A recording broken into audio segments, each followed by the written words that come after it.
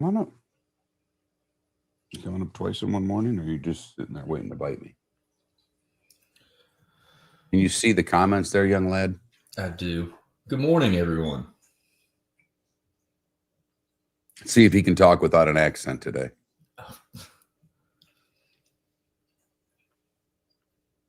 I was just had some Scooble trade mock-ups that came across my feed. After blowing the last couple, I don't know what choice they have. They stink. Yes, they do. Yes, they do. You better not. You don't have to be nice to them on my account. I'm not. Ooh, a VT fan too. Yeah, I can tell you this. If we have one, they've never identified themselves. I don't believe there's a Georgia fan in the bunch of the diehards. Yeah. I mean, they're all over the map of where they're from, but I don't ever recall. I mean, because Georgia people don't leave Georgia. No. They're not really wanted anywhere else, and they're not really allowed to leave. Only one state it's legal to bark at people.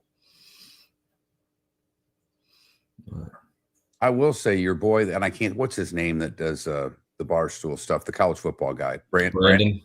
He was, I don't know if he didn't say it, but someone said it to him when they were talking Super League. It's like, is there really a need for two teams from Mississippi in the Super League?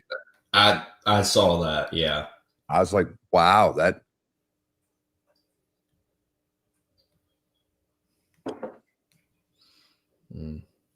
Wow. It's a good point. It's tough for me to think that, Javier, but I mean, what's that now? It's like, I mean, he'd have to get to 400. I don't think, especially in the day where we're mashing it, I don't think the home run numbers changed, and they've done nothing as a team, but I can't figure out the whole, what's his war, Javier? I mean, what vote did he get on the Hall are really good?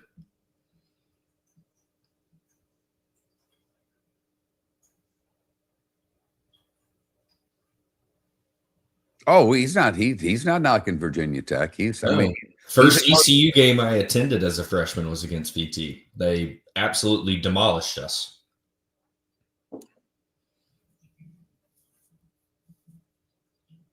I was just making the point, JS, that I don't think we've ever had a Georgia fan, barely on the air, let alone never in the chat room. I don't think I've ever seen one. We've certainly never had an ECU fan on the show, or grad for that matter. I play golf with an ECU grad. You've had an ECU fan on the show. Oh yeah, you're right. Yeah, that's right. Antoine comes. My Bees barbecue guy. Yep, talk a little barbecue. You're right, Antoine.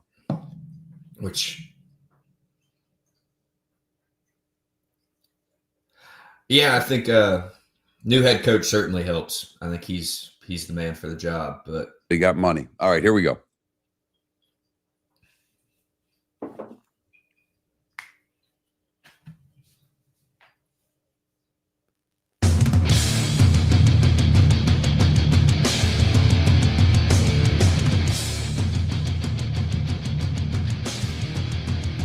You're listening to Miller and Moulton, coming at you from the Floormeister Studios. Floormeisters, keeping it real. And now, here's Mark Miller and David Moulton. Miller and Moulton, millerandmoulton.com. Top of the morning to you. David is off today. He is expected back tomorrow. We communicated most of the day yesterday. Seems to be in good spirits, and he's chomping at the bit because he's letting me know, who you booking? What do I need to do? And I'm like, you just need to rest, big fella. You just need to rest. We can handle it. We'll get there. And he says he's working the rest of the week. So that's the plan. We're kind of week by week right now. But the plan is for David to do the show Wednesday, Thursday, and Friday, God willing, and we'll go from there. Treat for me this morning. I never thought 20 years ago when I got into radio, I'd be doing it with family. Hell, I didn't think 20 days ago I'd be doing it with family. But obviously, you all know what's going on with David. Trent Bally has done a great job helping out when he can. But Trent has a job, and Tuesdays are a bad day for him. So I'm like, what the hell? If David can't do the show anymore, or if David can only do X number of days, what are we going to do on Tuesday? And I told my son, don't quit your day job, whatever you do. But I said, I said, you got to be to work at 8. What do you think about hanging with the old man for about 5 segments every Tuesday, and we can chop it up a little bit? So everybody give a gracious welcome to one Jacob Miller. He is now going to help out for a little bit on Tuesday mornings. My sound effects and everything. Yeah, but the buttons are fun, Jake. How are you, buddy? We're doing good. Bright and early here in North Carolina, but we're up and at 'em. Are you nervous? A little bit. Can't lie. It was the talk of the town last night was how many times I fumble over my words today. Well, and you told me, and I'm proud of you. I'm very proud of you because you told me usually Monday night is trivia night with your buddies, and you have a couple of pops, and you said, I'm not going to do trivia. I'm going to stay in. Did you stay in? Not at all. We were at trivia right at 8. Didn't leave till about 11:30. Attaboy. I was walking in bed by the time you even got home. So That's like father, like son.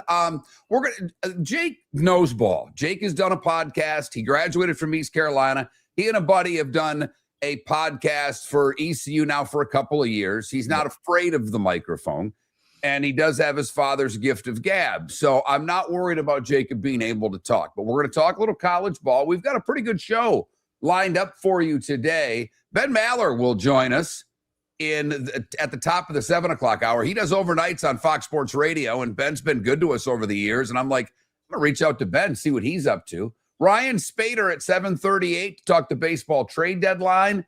And since yesterday, Mike Solarte talked a little Carolina Panthers and a touch of ACC football in the North Carolina region where he covers teams, I thought we'd stick with that divisional trend, and Matt Moscona is going to join us in the 8 o'clock hour. Matt covers LSU really well, also covers the Saints, works in Baton Rouge and New Orleans.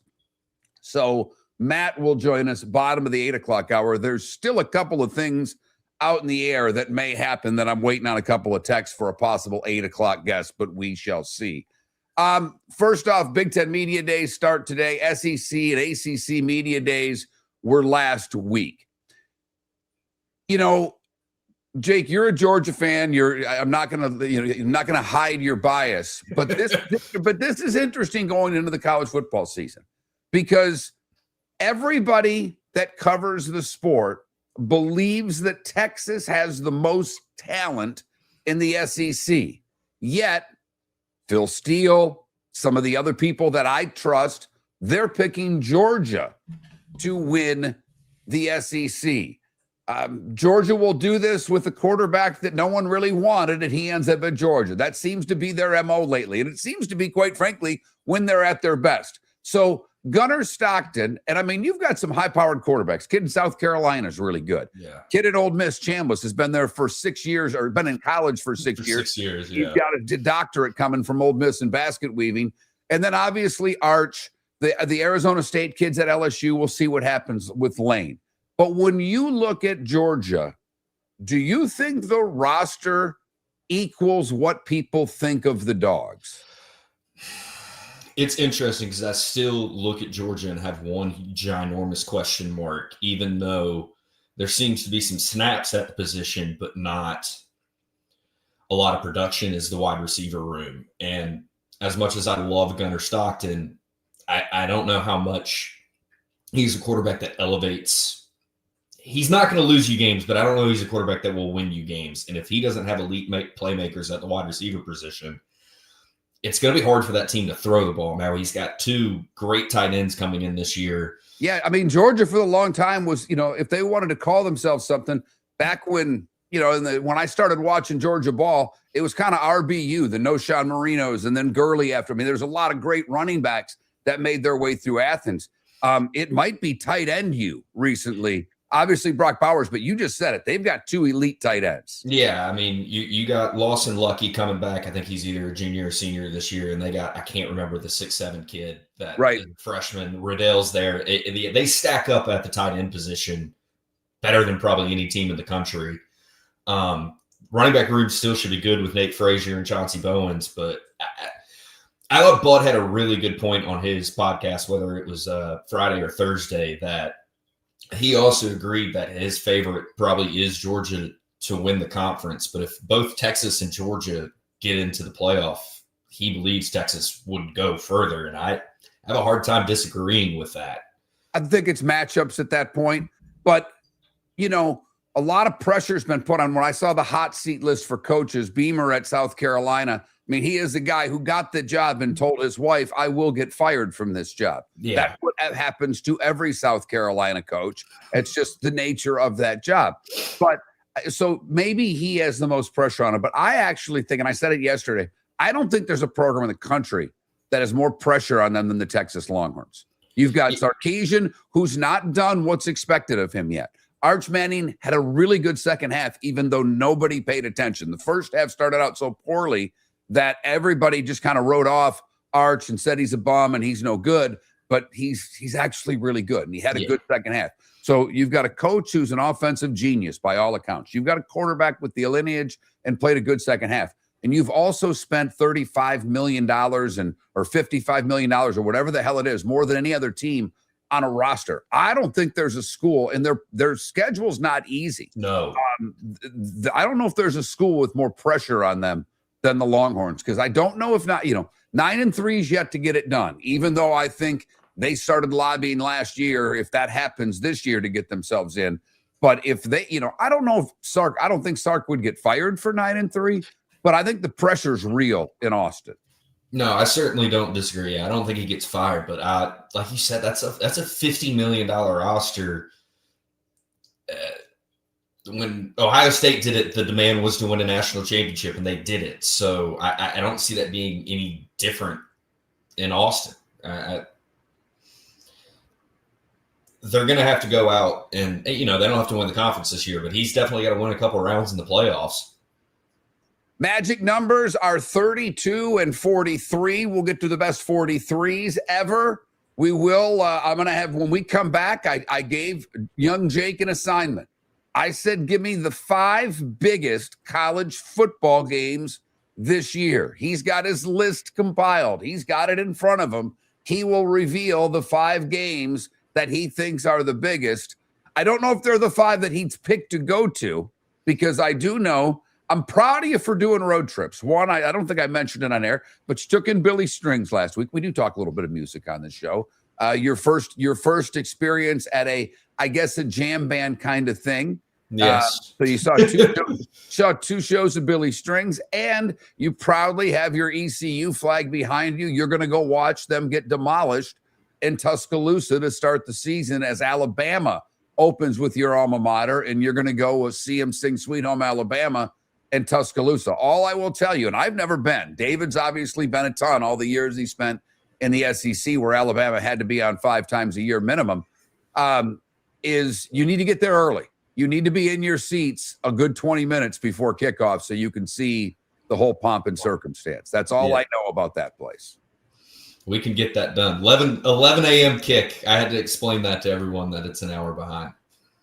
That's some early tailgating. So we'll get into the college football season. Baseball last night, the Marlins get off the schneid. Boy, you could see that coming. All the money was coming in on Philly. The Marlins had lost 12 in a row. And here's Philly reeling after the break. The Marlins with the win. Alcantara's on the bump today. Can they keep their head above water with now just a few days in front of the trade deadline?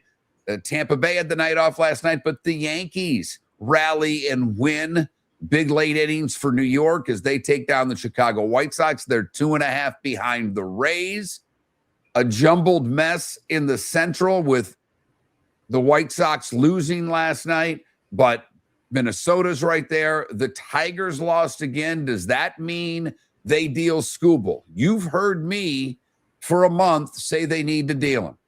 And I think that doesn't change. I think the last couple of days, losing the series against Kansas City, losing last night against Baltimore, to me, you got to deal schoolboy. But the problem is, Jake, I don't know about you, but I think they may have waited too long. I don't know if they're going to be able to get, it's either the Dodgers or maybe the Cubs, because I don't see anybody else that's got a package that seems to be what Detroit wants. The Brewers is what I just saw this morning before we started, but I'm with you. I think they've waited entirely too long. It's eerily similar to another team that the Ilitch family owns, that they've just kicked the can down the road, and here we are. It's a little too little, a little too late. So we'll see, because it seems like both Detroit teams are going to have to restart. So Ryan Spaeder will join us in the 7 o'clock hour. Ben Maller will join us top of the 7 o'clock hour. We'll chop it up with Ben, see what's on his mind, because there's a little bit going on in the sports world to talk about, and he's got an interesting take on damn near anything. So we'll make sure we get that from Ben. We'll check in on the baseball trade deadline with Ryan Spaeder. We'll talk LSU Tigers and New Orleans Saints with Matt Moscona. Still, like I said, a couple of other things in the works. We'll see if they come to fruition. The Bucks had a big defensive player say, "Get me out of here. Trade me right blanking now. Tell Detroit BS." Now, in this case, it's Tampa. But Vita Vea, the big man on the defensive line, he needs a contract too, like Baker Mayfield. Well, things aren't going well, and he's saying, time for me to go. We'll get into that as well. Miller and Moulton, millerandmoulton.com. My son Jake hanging out with us for a few segments this morning. The Pelican Roofing of Florida text line is open. The number is 21,000. If you've never texted the show before, the keyword is Miller. Miller and Moulton with a couple of Millers. Thanks for listening. If you're a business who targets men, please know there is no better and more economical way to reach your target audience than us at Miller and Moulton. So let us help you make money. You can reach out to Mark at that Mark Miller, or me at the David Moulton on X, or text us at 21,000. We have a proven product, a good reputation, and lots of quality segments that we can attach your company's name to. Miller and Moulton, we're like that old pizza box. You've had the rest. Now try the best. Miller and Moulton, millerandmoulton.com. Mark Miller for Sleep Treatment Direct. They are helping me with sleep apnea. And by helping me, I mean curing me. No more CPAP machine, no more snoring, no more tossing, no more waking up exhausted. Their expert team got me the right treatment, fast and hassle-free. If you want to feel energized and get rid of your snoring, call Sleep Treatment Direct today. 444-1741. That's 239-444-1741. Sleep Treatment Direct. Sleep safe and The sound. Floormeisters just doesn't sell Cortec and carpet. They also sell a lot of wood. And what better time than now to stop in and see the nice folks at Floormeisters for some new hardwood for your home. With white oak wood starting at $4.99 a square foot, that makes it affordable for everyone. With 10 colors to choose from, they have a color for everyone. So stop in. 6281 Naples Boulevard, right next to Costco, or go to the web. It's floormeisters.com. Floormeisters.com. Floormeisters, just keeping it real. Your roof is your home's first line of defense. At Pelican Roofing of Florida, Ronnie, John, and their team bring years of experience to protect what matters most, your family and your business. From residential repairs to large-scale commercial roofing, we deliver honest work, fair pricing, and quality you can trust. An upgrade on your roof can lower your insurance costs. Don't wait for a leak to turn into a disaster. Call the experts at Pelican Roofing today. 1-866-9-PELICAN. That's 1-866-9-PELICAN. Online at pelicanroofingcompany.com. CCC 1332516. This is Miller and Moulton.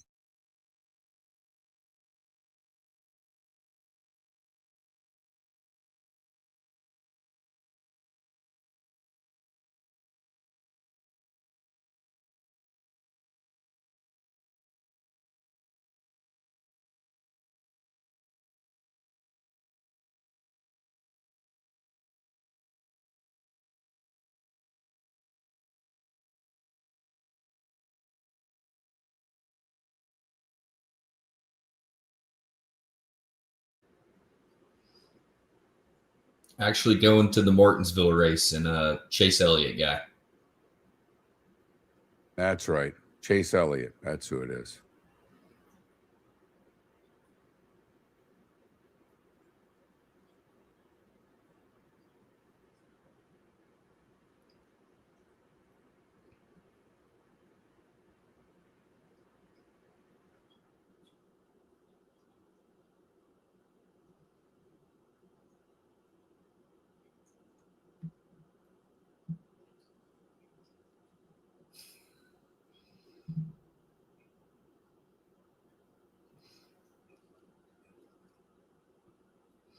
funny we were talking about the South Carolina thing. I pull up Twitter and Bud had just posted something about how no coach has ever been elevated from the South Carolina job. Yes, exactly. I'm like, yeah, he's not wrong. Exactly. Let's see if I can pull this off.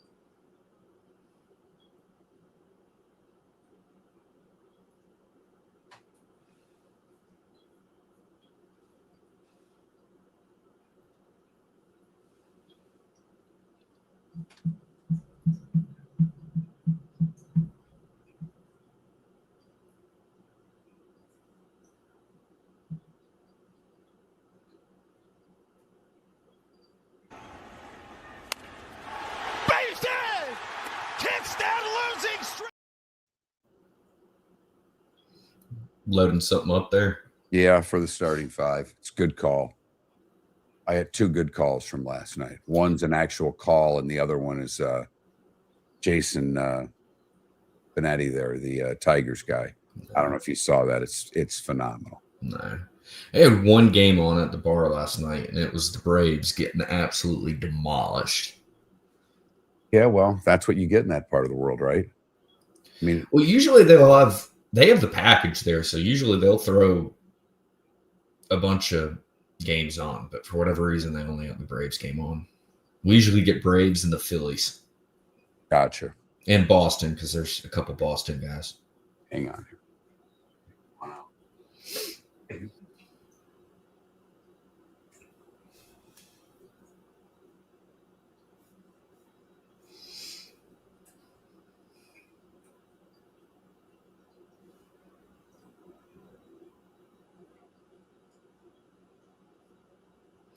They got absolutely demolished last night. I was loosely a Braves fan.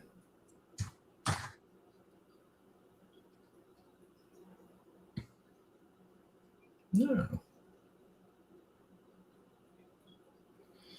Gordie Howe Bridge opening.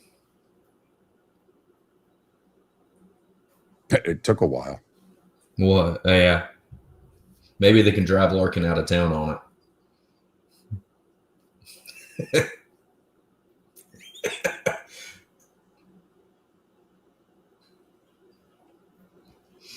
Put Scooble in the back seat. Sorry, Paul. How do you, by the way, you got your list. You don't even have Ole Miss and LSU on your list. I labeled it wrong, but yes, I do. Week 3. You have LSU at Texas. Yeah, I put the wrong names. Gotcha. Gotcha. All right. Yes, because that is definitely on the list.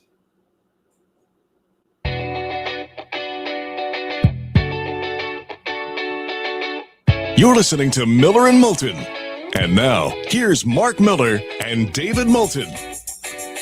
Miller and Moulton, millerandmoulton.com. A little treat for me today. You know, if the Bucks can do it and the Golics can do it, why the hell can't Miller do it? Bringing my son on with me he's going to hang out for, I guess, 5 segments, and then he's got to go earn a living. He's got to go talk to farmers and sell some nuts and bolts and some plow blades and things like that. Now, how many people, if my guess is most everybody you work with isn't going to get up at any point you're going to be on the air. Like, they're probably waking up in the nick of time. So will any of them hear you? Will you get grief this morning when you go into the office? There's a good chance, because I told Shane there's a chance he's up and listening. Well, so the rest of them, not a chance. Not a chance. I'm sticking with your wheelhouse this morning because college football is your passion and hockey, and we're sure as hell not going to talk NHL hockey in late July. There's no point. because free agency is largely done, and the team that you and I root for stinks. So why bother? And it's just a matter of which Florida team's going to be better this year. And right now, my odds are on the Panthers, but the Lightning could surprise. The Panthers are a little older, but with Barkov back and the Kachuk brothers, this should be an incredibly entertaining team. Don't like their goalie. That's for another day. All right. I told you, I gave you an assignment because the college football season is a mere 32 days away. I have made the claim that I'm a little disappointed in the early part of the season because there's like Labor Day weekend. There's really not that many games to get excited about. Week 2, you've got the big Texas-Ohio State game and Michigan-Oklahoma that's sneaky good. Other than that, not a lot there. So, yeah, there's games, but I mean, it takes until there's maybe a game a week where we don't have big weeks until we get into October and even November in certain cases. But if I gave you my credit card and said, go to the 5 best games this year, what would be the 5 games you would pick? Not in any particular order, but week 2, Ohio State at Texas is, I think, must see. Great game last year.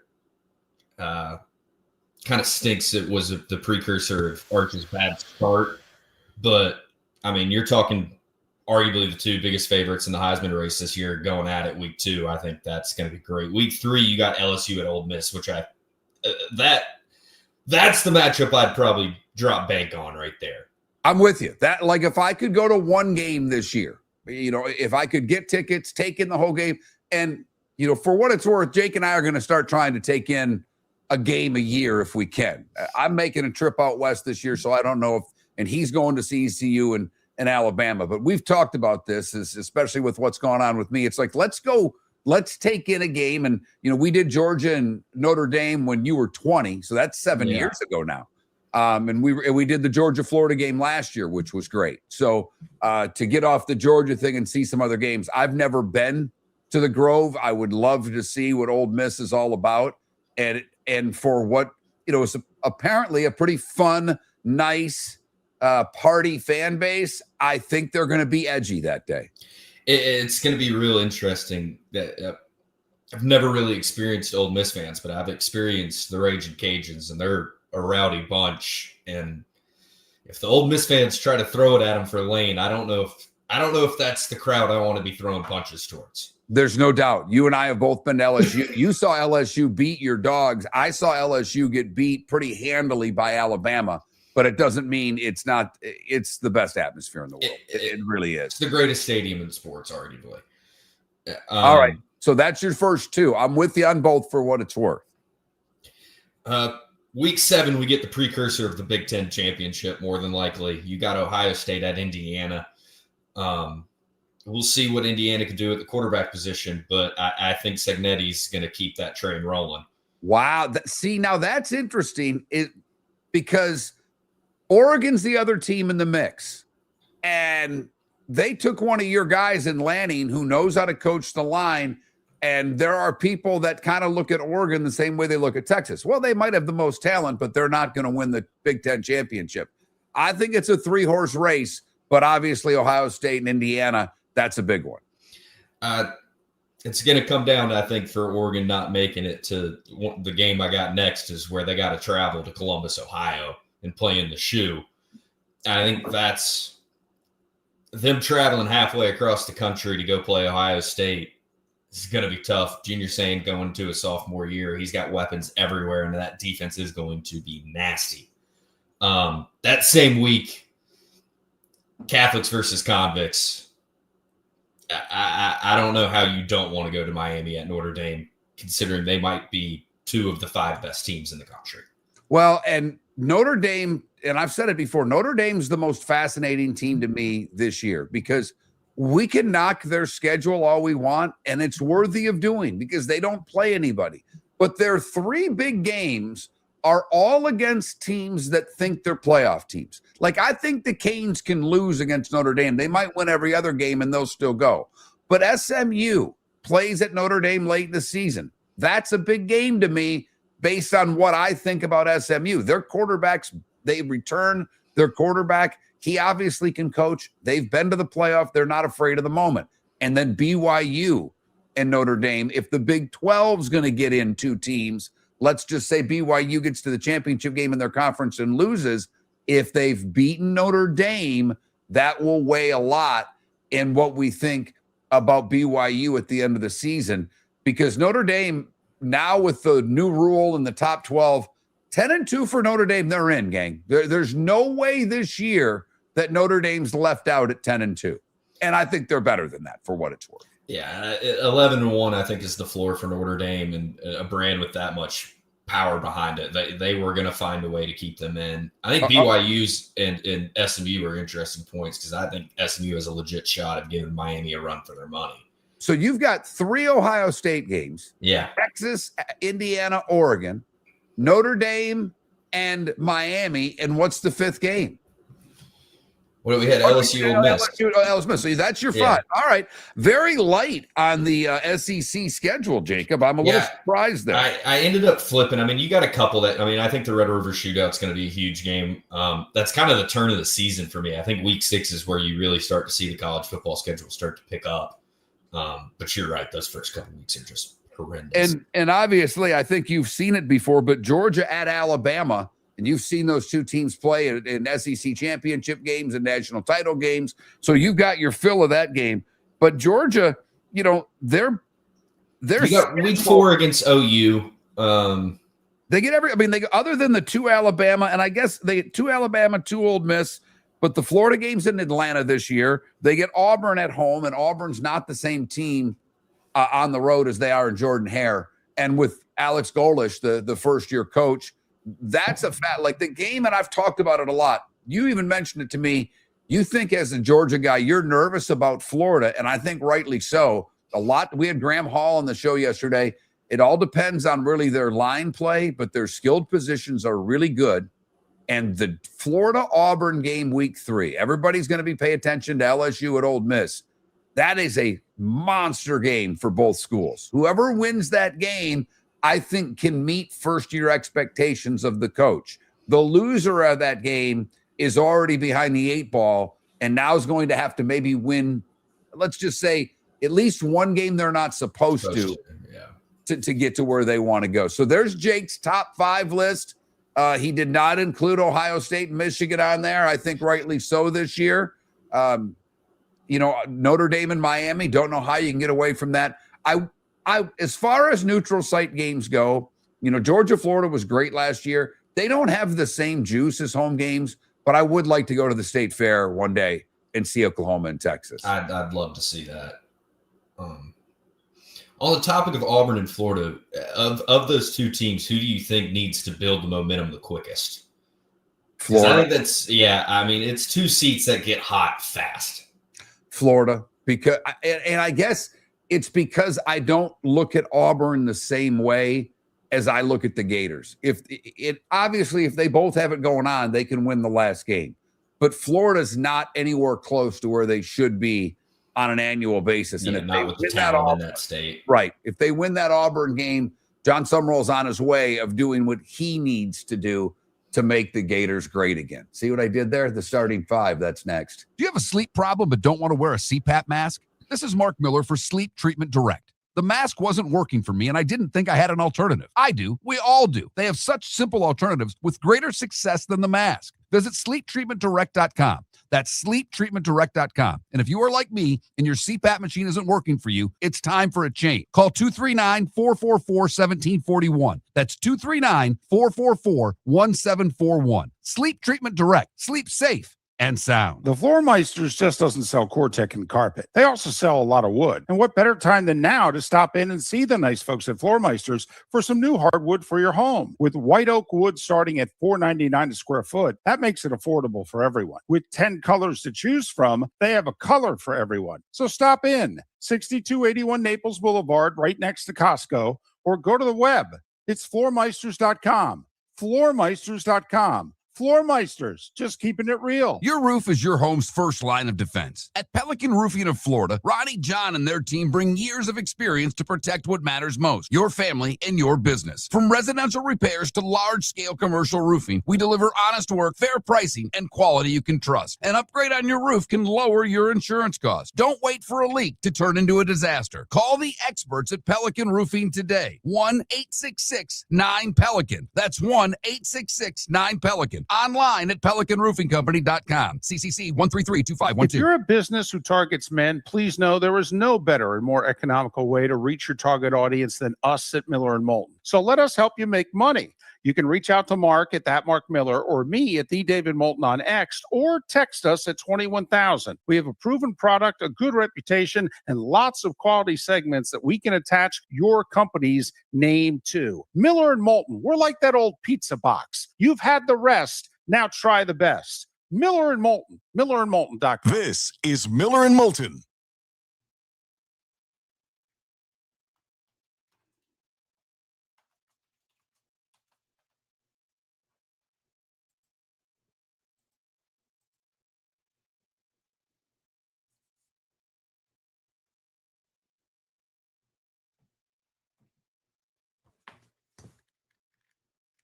You know, I'm putting a poll question up of like pick one game out of 4, and it's really difficult to look at Indiana and want to put them on that list. I understand that they just won the Nandy, but it is Indiana. Like, would you really want to go to Bloomington for a football game? Because their best games are Ohio State and USC at home. I guess at Michigan. Yeah. It's still weird for me, like in my brain, like when I see Indiana on the schedule to go, oh, wait, that team's supposed to be good. Right. It's too because Oregon doesn't have like a great home game. No, all their games are on the road. Yeah, I would love to see. Because I'd love to go. Yeah, I mean, Eugene's got to be cool. That stadium looks awesome. It really does.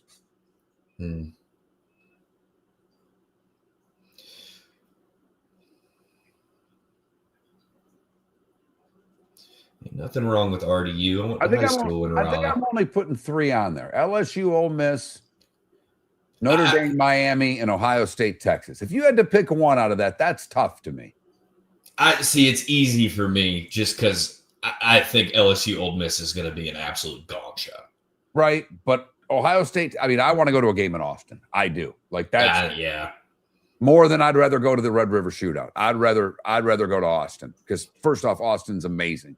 Yeah. Just the town itself is a lot of fun.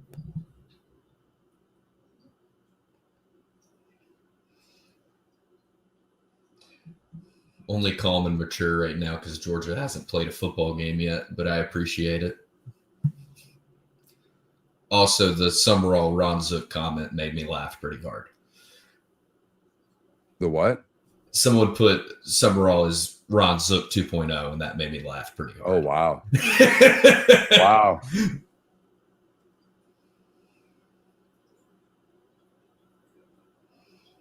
Yeah, the transfer from Duke, I'm curious how it translates to Miami, but the kid's got some talent.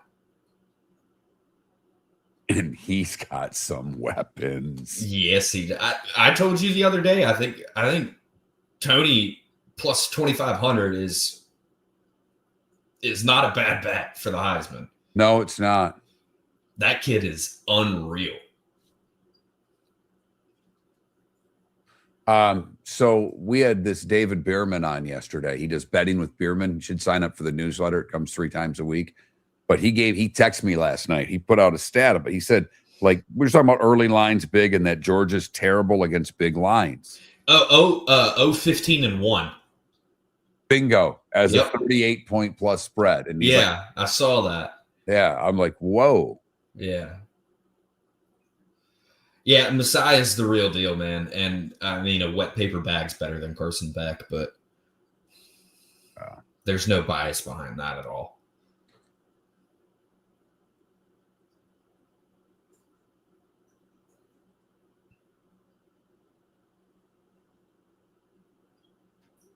I actually was a big Carson Beck fan for what it's worth.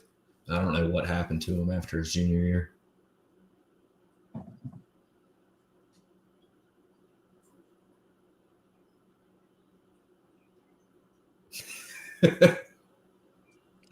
I want him to succeed. College football is better when Florida and Florida State are good. Look at how much better college football is with the cane. Yeah, Miami being good is good for college football. As much as I hate the University of Florida, them being good for college is good for college football. The same thing I say about Michigan. It's better when Michigan's good. Although Michigan being in controversy is good too. It's funny. It's a nice spot. UNC's in there too. All right, let's get this up.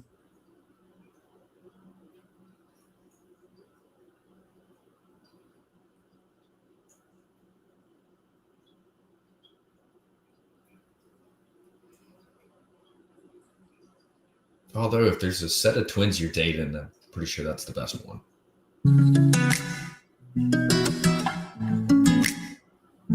Welcome back to Miller and Moulton. Text the guys what's in your mind at 21,000. That's 21000. And now, here's David Moulton. You know, I probably got to switch around these rejoiners sooner than later because to have the singular David Moulton one is scary because going forward, I've said it before. Look, hoping David does as many shows as possible. But as far as that goes, at some point, we'll be transitioning into something new. Don't know what that is yet. In the meantime, David will be here Wednesday through Friday. This morning, my son Jacob doing a couple segments. Ben Mahler will join us here in about 20 minutes time. Ryan Spaeder, bottom of the 7 o'clock hour. Matt Moscona at 8:30 to talk LSU and the New Orleans Saints. We did the Carolina Panthers yesterday. We'll do the Saints today. Got some calls in for the Falcons tomorrow as we'll go through the division. We'll catch you up on everything you may have missed because it's time now for The Starting Five. 5 big stories you need to know. Here is the Starting Five. Start with baseball. Might be the starting 3 today, to be brutally honest with you, because there's not a whole hell of a lot going on out there. But a decent amount of baseball for a Monday night. The Marlins, a 3-run 9th inning. They topped the Phillies 8-7. Base hit! Kiss that losing streak goodbye! And good night! Griffin Conine walks it off! And the Marlins scored 3 in the 9th to win it! Kyle Seeloff with the call as the Marlins get off the schneid. Griffin Conine had the single 3-run 9th. They snap a franchise record 12-game losing streak, defeating the Phillies. Roberto Hernandez and Conine homered for Miami, which had not won since July 9th. Johan Duran, who had only blown one save this season, did so last night. Harper had a 2-run home run for Philadelphia. The Phils have lost 7 of 10 since the All-Star break. Texas beat Seattle 7-3. Jock Peterson homered in each of the first 2 innings. The Rangers, a 7-3 win in the showdown between the 2 AL West teams. They won 3 of 4 in the series and now have a 2.5-game lead over the Mariners in the West. Randy Arozarena went deep for Seattle in the loss. They've lost 5 of their past 6, and now they head to L.A. to take on the Dodgers. Baltimore, an 8-5 win over Detroit. Kobe Mayo homer, drove in 3 runs. Leody Taveras and pinch hitter Tyler O'Neill also homered. And Jackson Holiday had 4 hits. Pete Alonso 2 hits and scored a run. The highlight of the game, though, may have been some extra, things on the field. The chase for the squirrel is on, and the squirrel is in the corner, and the squirrel is still eluding an entire horde of grounds crew members. And the squirrel's free once again. Hemmed in? No, I won't be hemmed in. I have freedom on my mind. Trying to go between the legs, and eventually he gets away again and hops through the towel and hops through another towel. That's Jason Benetti, the Tigers play-by-play man, giving play-by-play of a squirrel on the field. It's fantastic video. Pittsburgh, a 3-2 win over Arizona. Brendan Lowe, a single in the bottom of the 10th, gave the Pirates a 3-2 victory over the Diamondbacks with the win. The Pirates draw even with Arizona for the final NL wildcard spot, giving Arizona its third loss in a row. Valdez had been hot, the rookie for Pittsburgh. He got hit last night, exited the game in the bottom of the fourth. He had 14 home runs in his first 38 games. Toronto, a 3-2 win at Washington. Max Scherzer returns to the bump. He had spent 6.5 seasons in Washington, won a World Series with the Nats. He'd been on the IL for a while, came out for his 7th start of the season, gave up a run on 4 hits in 2 2/3. The Mets pound Atlanta 14-3. Francisco Lindor, 2 home runs and a triple to drive in 6 runs in the blowout win for the Mets. Yankees, a 9-5 win over the Chicago White Sox. Jazz Chisholm, 2 hits, 2 RBIs. Ali Sanchez had his first major league home run. It was a big one, a 3-run shot in the 8th inning to break the game open as the Yankees would go on to get the win over the White Sox. The Yankees had an early 3-run deficit. They've won their 4th of their last 5. Tampa Bay off last night with the win. The Yankees now 2.5 back. The White Sox helping the Yanks out. They committed 3 errors in the game. Ben Rice hit the go-ahead single in the 7th. But bad news for the Yankees yesterday as Cody Bellinger, and what he said was a minor injury. He said he could have played. That was literally his quote. It's a grade 2 hamstring strain. He's out 4 to 6. I mean, they're already obviously without Judge. Bellinger, who's been great this year, he's out 4 to 6 as well. Cubbies beat St. Louis 7-3. Alex Bregman, Nico homered. Tough to say that back to back, by the way. It's a tongue twister. It is. Bregman twice, drove in 2 runs, 14 hits for the Cubs, and they've won for the 3rd time in their last 4 games. Houston, a 6-4 win over the Angels. Lamonte Wade Jr.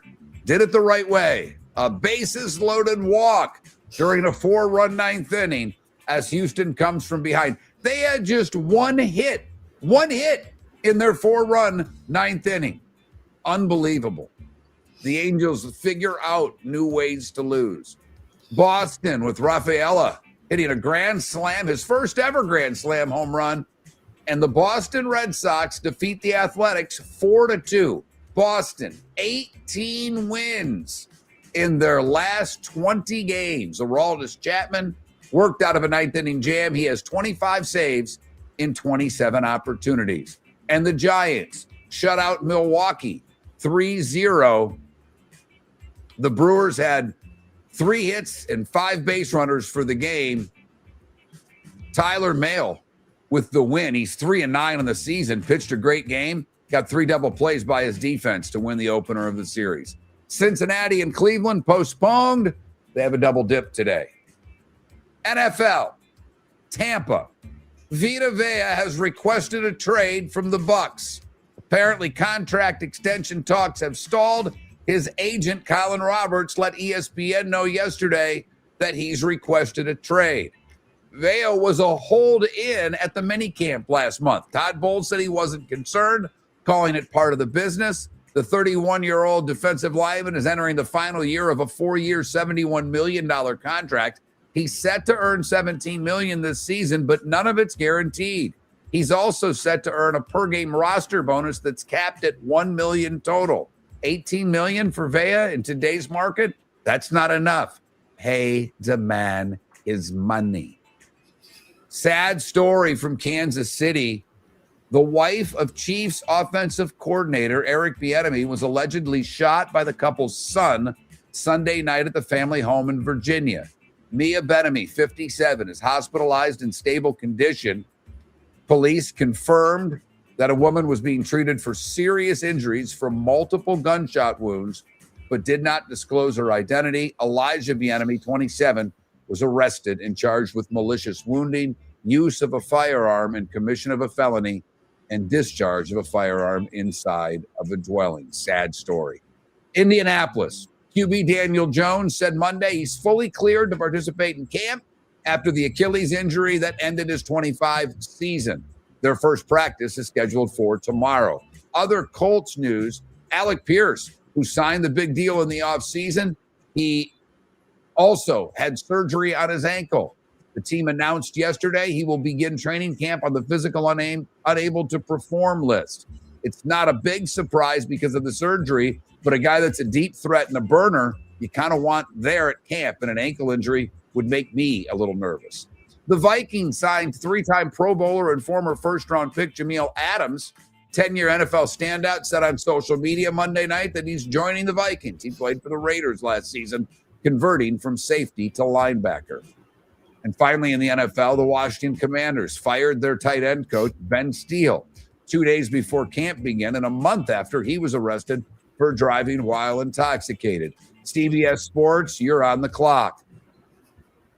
College football, North Carolina. We announced this yesterday during the show. They placed football general manager Michael Lombardi, who is a longtime confidant of Bill Belichick, on paid administrative leave. The school provided no details about the decision and said it would have no further public comment about the personnel matter. Lombardi's leave is connected to a human resources complaint. I'm not sure if North Carolina thinks that they're the Washington Commanders under Snyder or the Michigan Wolverines under Sharon Moore. Speaking of the Big Ten, they kick off media days today with Illinois, Iowa, Penn State, Rutgers, USC, and Wisconsin all on the schedule. So let's see. I guess Penn State's somewhat interesting. Iowa, they'll go 8-4. Illinois looks to take a step back, and USC, another team with a lot of pressure. They're the fourth best team in the Big Ten. Jake, do you think they're a playoff team? I don't think so. I think they got talent at quarterback, but it's would love to have him back here as offensive coordinator because I think his time in Southern California is coming to an end soon. And at 11 minutes before the hour, that is the starting five. Actually, three big stories that you need to know. We did a little college football, a little pro football, and a little baseball because there's not really any. I can't even give you WNBA scores. They don't start until tonight. There's no golf, on a Monday. There's no NASCAR. I couldn't even get to five. I could tell you that they're planning on starting LeBron at point guard, but I don't know how many of you like LeBron. The Heat are kind of after DeRozan, one of three teams maybe trying to acquire DeMar DeRozan. So, that's a little bit of NBA for you, but there's not a lot there. But we've talked a little college football. We've got a poll question up today.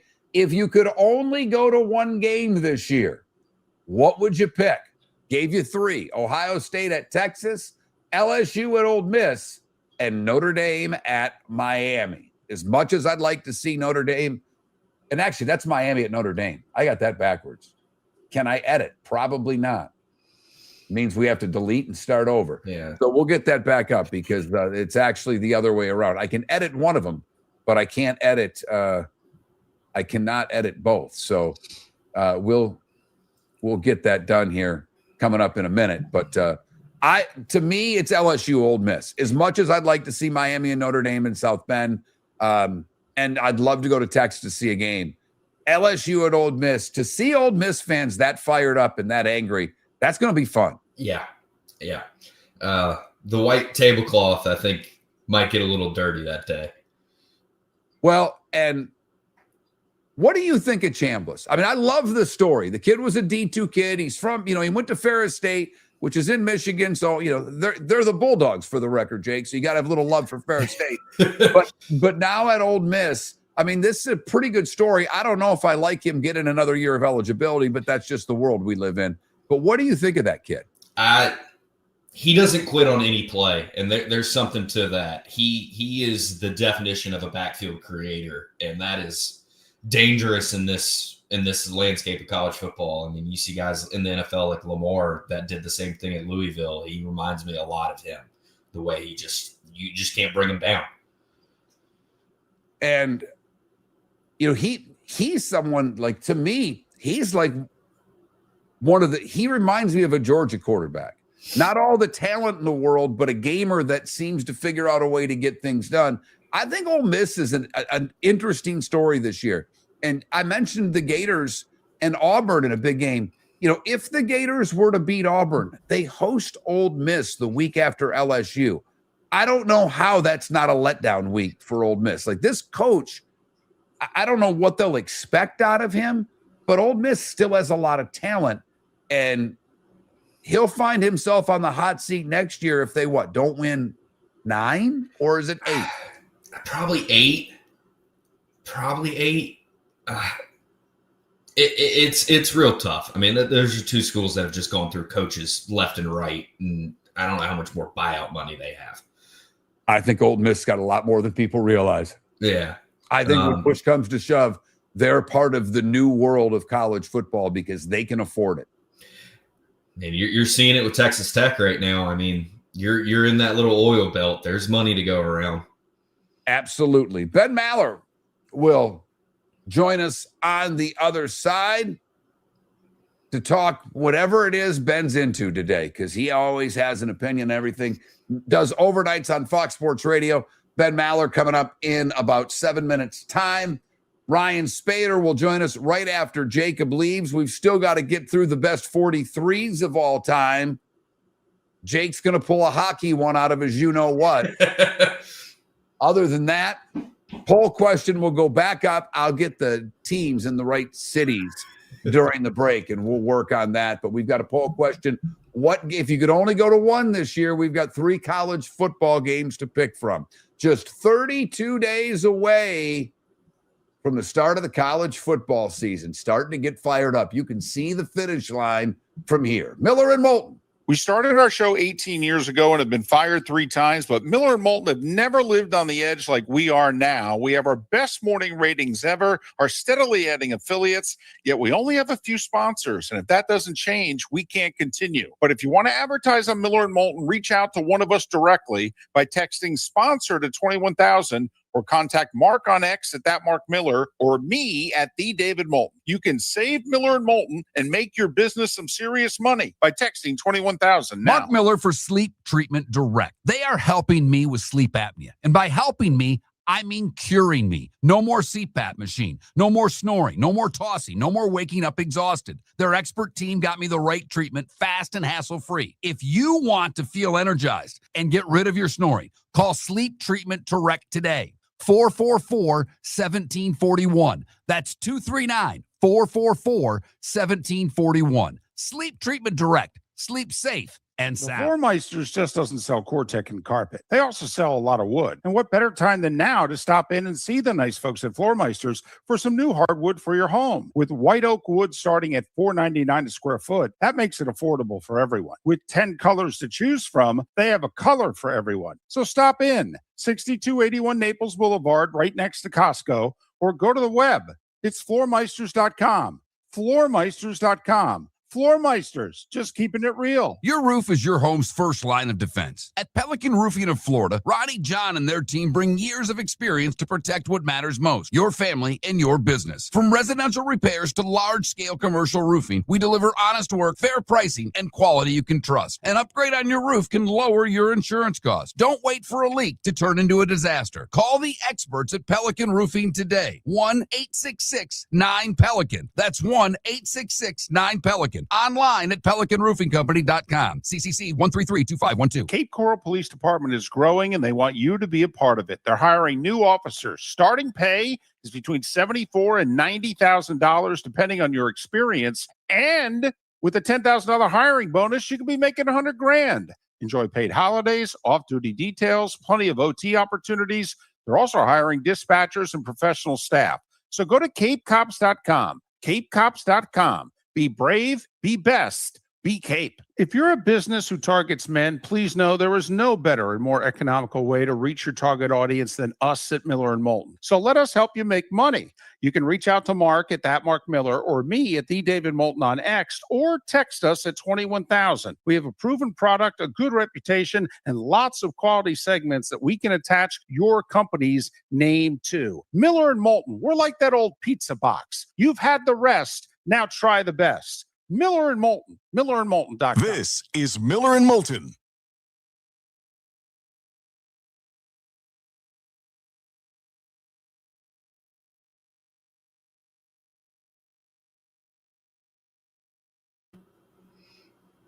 What I've done the 7 fishes with you twice, Dad.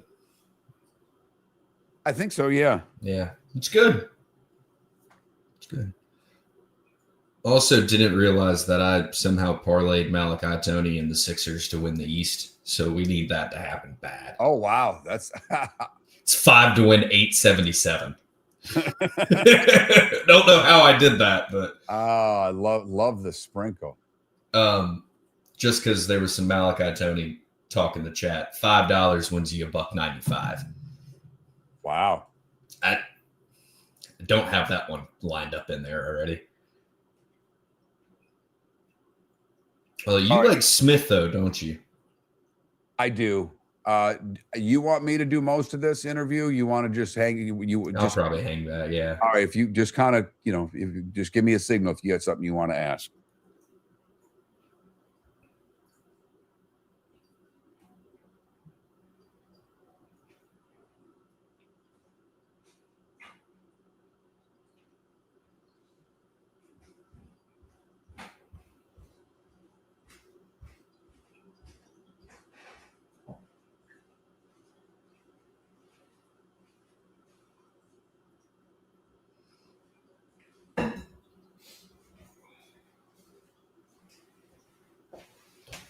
Order.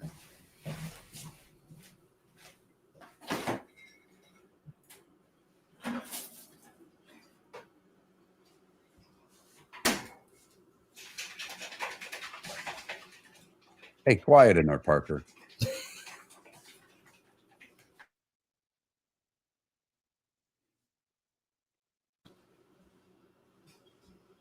Come on. I know he's coming. He's tweeted it out a couple of times.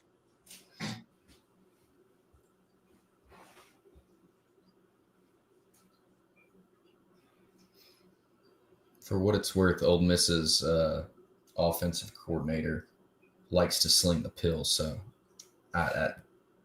Trinidad's going to throw for 1 billion yards this year. No, not roommates. Guest for a night. Yeah. His boss sprung it on him. Yeah.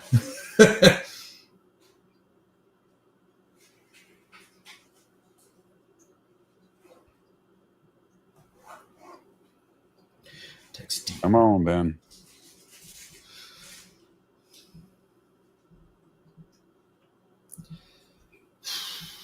I'd have to go look through to see who all's coming out next year, but he's definitely probably top 5 for sure. He's the number one rated player. Just trying to think who else is coming out next year.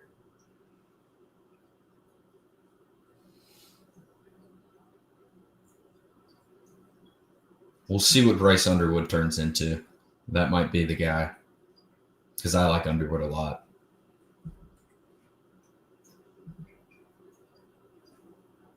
Depends who drafts first, Sonny. And that's really, if the Dolphins have the first overall pick and Malik Willis looks like he can play, do you take Smith? Yeah.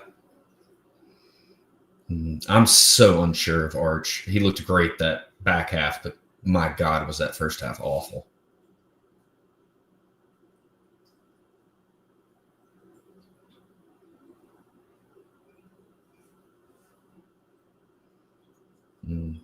Dante Moore's coming out this year too, isn't he? Mm-hmm. Kid can play.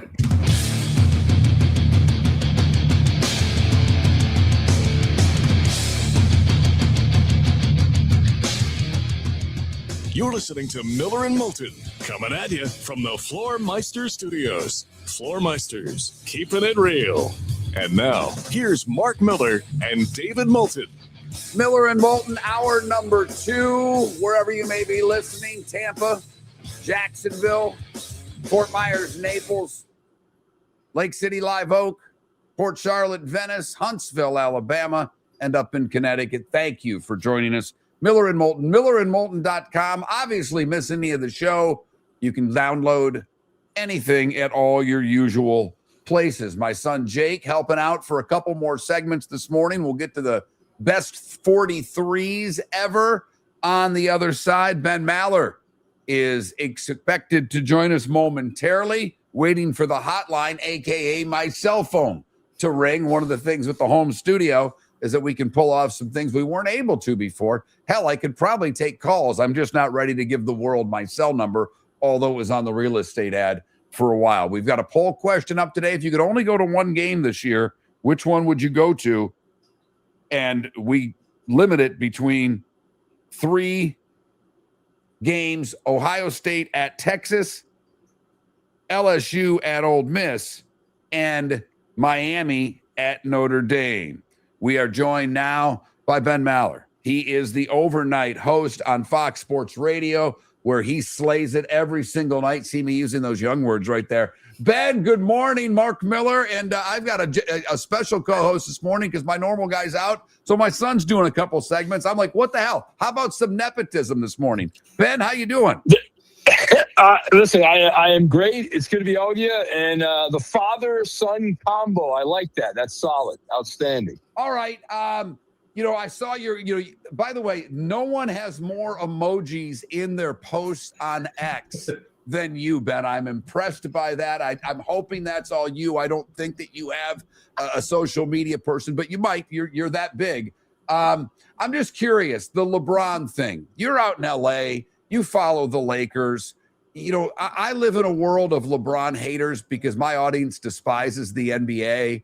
But this is LeBron going to another really good team. I think of all the teams that were out there, I thought this gave him the best chance. Your breakdown on LeBron moving to Philly.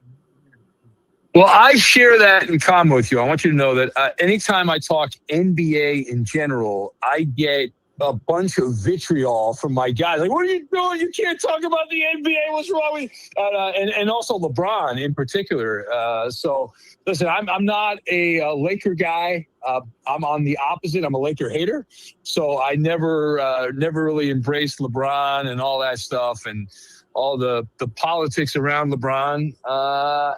It's an odd situation because the Laker fans hated him because he wasn't Kobe and he was trying to join up with the Lakers. And obviously Kobe passed away while he was with the Lakers and all that. What happened to the helicopter accident and all. And it just seems odd that he's going to Philadelphia. I think he's going to play another couple of years and end up going back to Cleveland and end his career. And I don't agree with the popular sentiment that the Sixers are now, that's it. I know they've got the most games on TV and the national TV and all that. If I had some funny money to bet, I would not be betting on the Sixers to win the championship. This looks like the classic case where they'll win a bunch of games during the regular season and then they'll go out in the second round of the playoffs. I'm not buying what they're selling there, but it'll be good for what we do. So LeBron gets a reaction out of people. He's always been that way. So I remember when I was doing my website, I had a gossip website when I was younger, and I heard about LeBron when he was like a sophomore in high school in Akron, Ohio. And here I am all these years later. Everyone's much older, and we're still talking about LeBron. So he wins in the end. There's no doubt. And did you see the thing? Apparently, he's going to live in New York and commute to Philly. When he misses 2 games, they're going to eat him alive in that city. Well, I'll believe that when it happens, because if I wouldn't want to be taking a helicopter all the time. I know he's got the money, he's got all that. And if you're going to drive, that's not great. The train isn't. I can't see LeBron getting on a train. So no, I can't either. Yeah, I mean, you know how it is, New York to Philadelphia, the traffic and all that. So I don't. And there's good places to live in Philadelphia or New, that part of New Jersey, southern New Jersey. So I think he's going to end up living there. Yeah, he's going to have. I think he probably already has a place in New York and all that. So. We'll see how it goes, but it'll be good. Philly sports radio will have a field day. It's not quite what it used to be. It's still a lot tougher than a lot of places. So they're going to hold them accountable. And you're right, though, when LeBron starts missing time and that pops up, it's going to be ugly. And the other guys, too. I mean, everyone has an ego. We all have egos. Basketball players seem to have bigger egos than most. So you got Joel Embiid, who's been there forever. Jaylen Brown, who battled, he was trying to get the spotlight away from Jason Tatum in Boston. He goes to Philly. He's not going to be the guy. Tyrese Maxey's there. So, it's the age-old thing. You only got one basketball, so good luck. Good luck with that. There's no doubt. All those guys like it quite a bit. Hey, I want to backtrack a little bit because the summer was saved for me by the World Cup. And I don't give a damn about soccer. I really don't. I'll care. Yeah. I'll care maybe again in 4 years. But you were somewhere that was hosting a lot of games. Just give me the vibe. Were you around for any of it? Because it kind of saved the summer. I mean, the hell were we going to talk about? Baseball, for crying out loud? I mean, yeah, I know you got the Dodgers there, and sure, they're probably going to get my guy Scooble by the end of the week. But I mean, didn't it kind of save the summer for us? Yeah, I'm like you. I think we're wired the same way. I don't normally talk about soccer, but the World Cup, it's a big thing. And I didn't go to any of the games out. They were at SoFi, which is a beautiful place. I go to the football games there, the NFL games, but I didn't go to any games. I got into it. There's a lot to talk about. It was cool. I saw a lot of tourists from different European countries around Los Angeles, so I saw them out. The cool thing about European tourists, it's easy to spot them. The clothes they wear, the whole thing. I mean, there's a vibe. You just have, I'm sure we're the same way when Americans go to Europe. It's the same deal. So that was cool, and there were some decent stories here. So it was good for content, and that's really the business that we're in. And it gave people things to talk about. I am not buying what they're selling. I feel like ever since I was a kid, I've always heard the soccer propagandists who have been hyping up. This is going to be the turning point. I heard it again. The same stories get recycled. We'll see. People can't even find the MLS on TV because it's on like Apple Plus and all that. So they didn't buy an ad until the last game. I mean, they've got the star of their league, Messi, having a tournament of his lifetime at 180 years old, and Apple TV. It's not like Apple's lacking for money. They didn't have one MLS ad run until the final game. I found that to be shocking. Yeah, that's not, I'm not in marketing. Well, I guess we kind of are in marketing and radio, but that doesn't seem like a wise decision. That said, I thought the commercial they made was really good. I thought it was a solid, well-done commercial. Not that a single person is going to be like, okay, I haven't watched soccer. I'm in my 50s or 60s or whatever. I haven't watched soccer my whole life. Now I'm going to turn and watch the game. So right. I don't buy that. It'd be nice if America actually won that one. Now that would be the turning point, but I don't think it's going to happen in our lifetime. Not a chance. Not a chance. Ben Maller does overnights on Fox Sports Radio, joining us here on Miller and Moulton. You mentioned going to football games at SoFi. Is Aaron Donald, is he coming back for the Rams mid-season? I don't see it at the start of the season. Do you see something week 7, 8 that he's finally going to say, all right, I'll join this crew? Because there's a lot of pressure on the Rams this year. I mean, I don't remember too many times. Maybe when it was the greatest show on turf, they had a little bit of pressure. But the Rams have never been a team that we think, hey, they're Super Bowl or bust. Well, this year, that's kind of the case, isn't it? Yeah, I think I would push back on that. I think the year they won, when they picked up Odell Beckham, when he was still considered a great wide receiver. When they picked him up from Cleveland because his dad posted some stuff on the internet to get him out of Cleveland, I thought they had a lot of pressure there. They beat the Bengals that year. They won the Super Bowl, which was a few years ago. So I think that was big.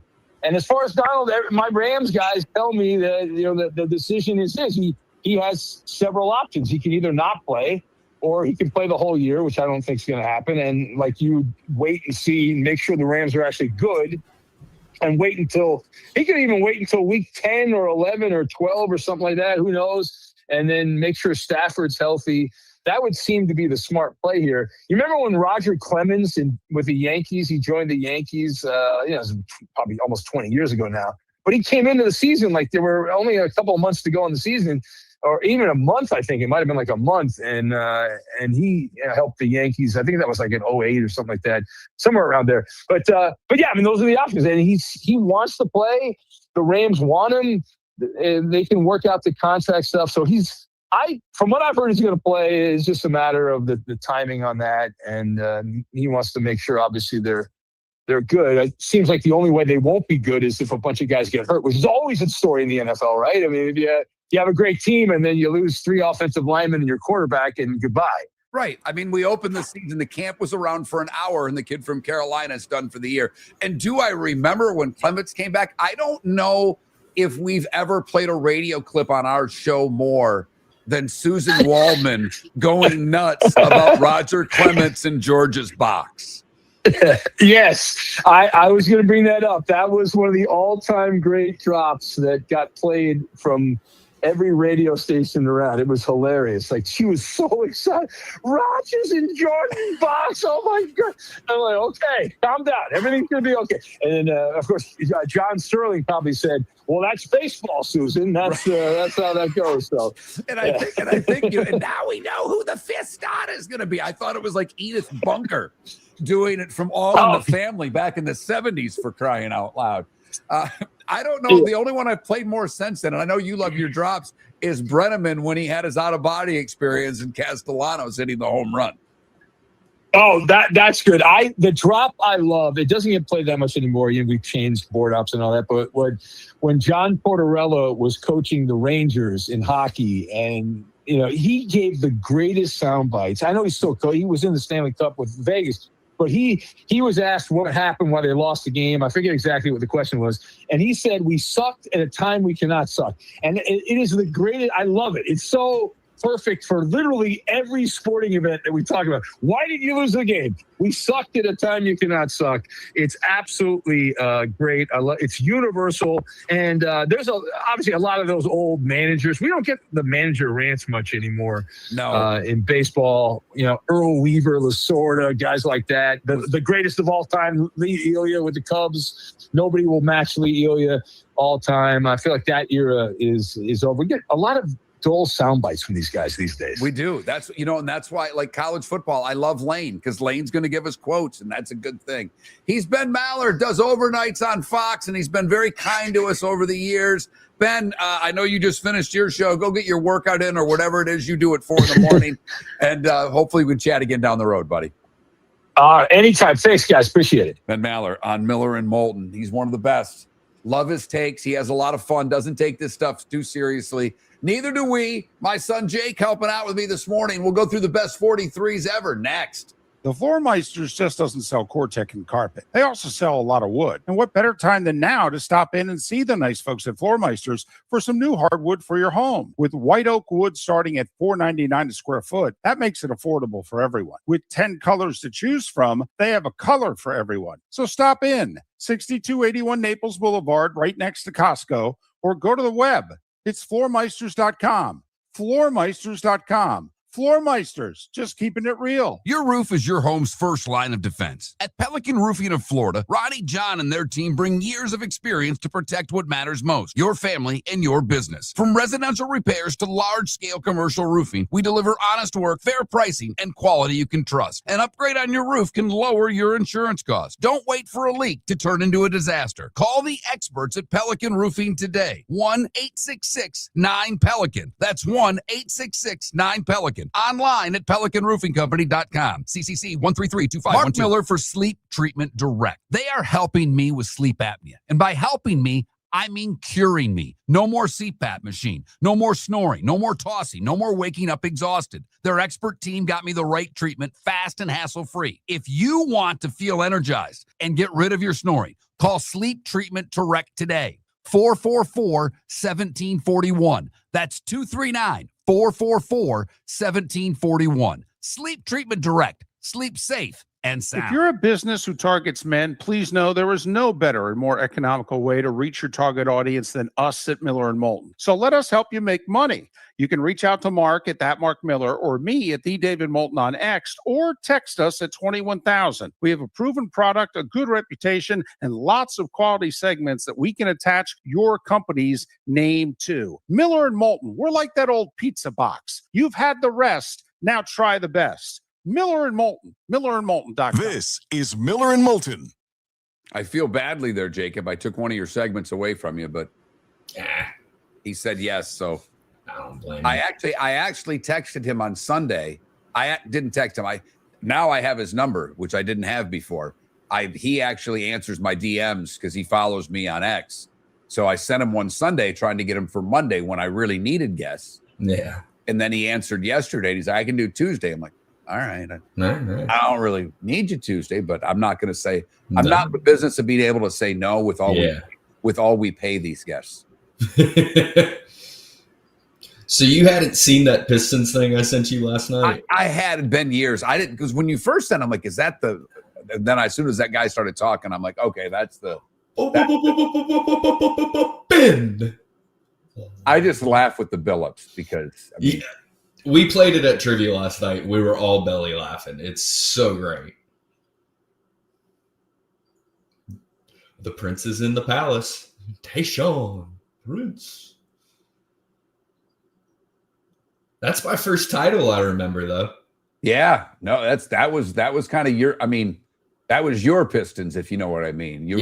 But you were into those teams. Yeah, I loved Rip. Yeah, that was your guy, Rip. I liked Rip and I liked Shaq. Those were my guys.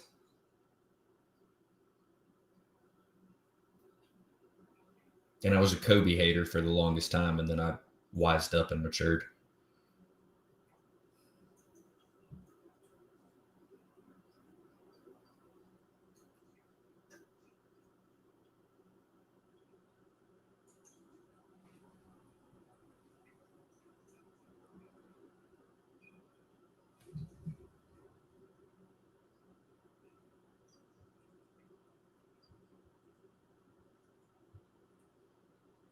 By the way, you don't like him, but there is one pretty good NHL player that wears 43. Nobody likes him. He's dirty. Oh. Why did I think he was 53? Wilson from the Caps? Oh, not who I was thinking of. Yeah, Wilson from the Caps. Yeah. Tom Wilson wears 43. And has worn his whole career, by the way. Yeah. I have to look this stuff up. I like Tom Wilson. Oh, do you? He's dirty, but yeah. At least he owns up to it, unlike some. And the Hughes brothers both wear it. I was going to say Quinn and Jack. No, Yeah. Jack wears 86. No, Luke Luke wears 43. Yeah. I could only think of 2 football ones. I even threw it at the table yesterday. Who'd they come up with? The one I gave you. Right. And, That's probably the best one. and Sproles. Yep. There you go. There you go.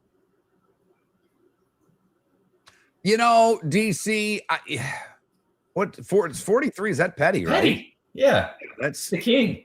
I've never, by the way, is that whose song is that? Because Billy Springs did the Richard Petty song in Boston. I saw the video of it. Are you aware? Yeah, it's his song. Okay. Yeah. One day I'm going to wake up tired to get off my ass. It's a great song. Yeah, he played it in Boston. He had a good set in Boston the other night. they kind of all came like they did it. It's like an old acapella. school. Yeah. They get over the old, I can't remember the name of those microphones, but yeah.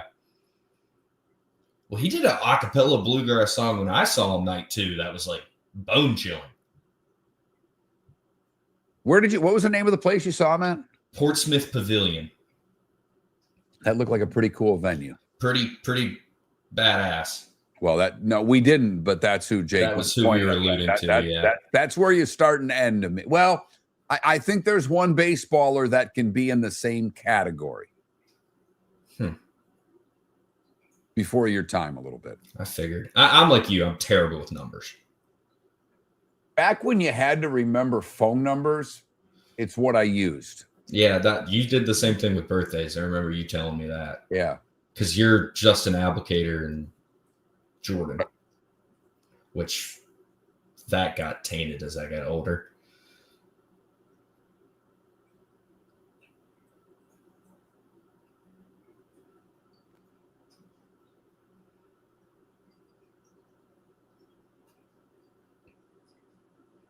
Good old Ken Holland giving him an 8x5. That was fun to get rid of. Here we go.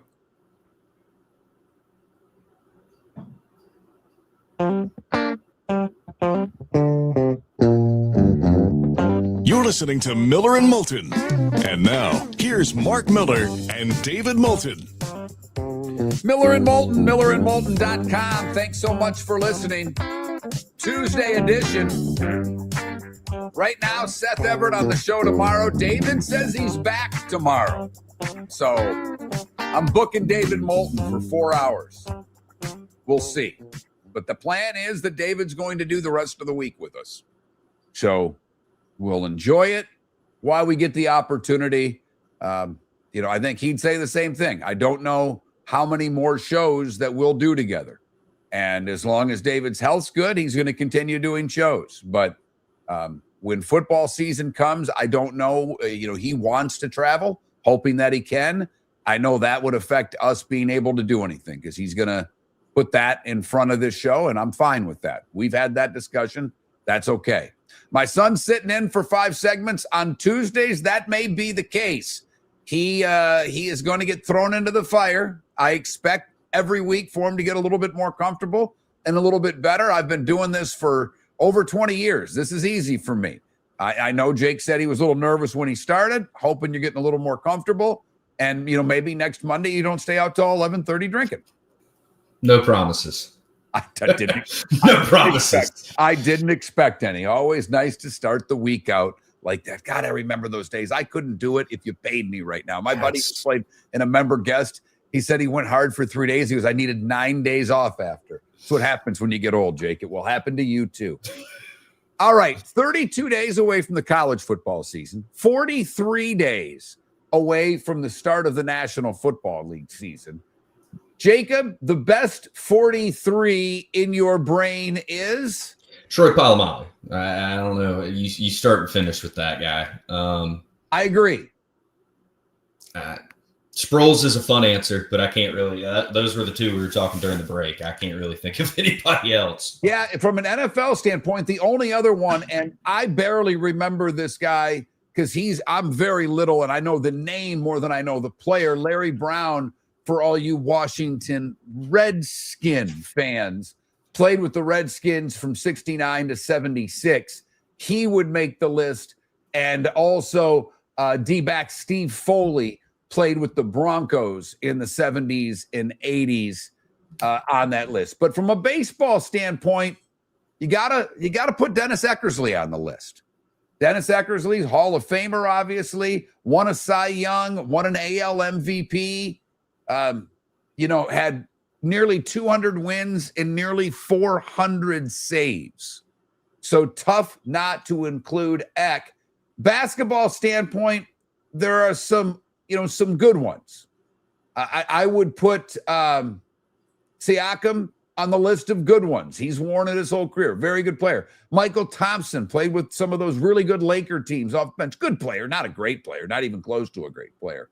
But Hall of Famer Jack Sikma. I was always a fan of Sikma with the Supersonics. So Sikma wore the number, and Brad Daugherty wore the number with the Cavs. So that's kind of where I would go with that. Not a ton of them.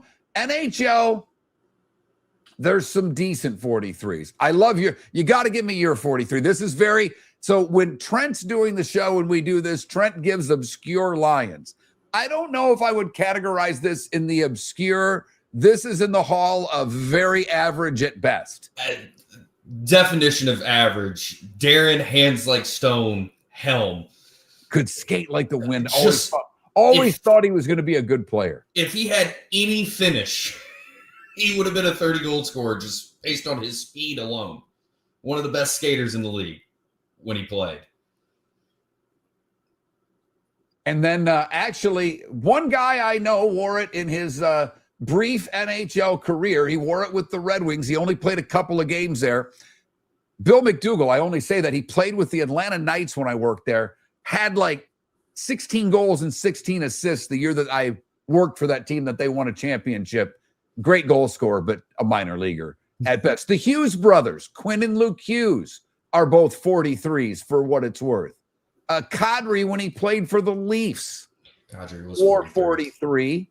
Darren Helm may have worn it the longest. Patrice Brisbois wore it with the Canadians for about a dozen years.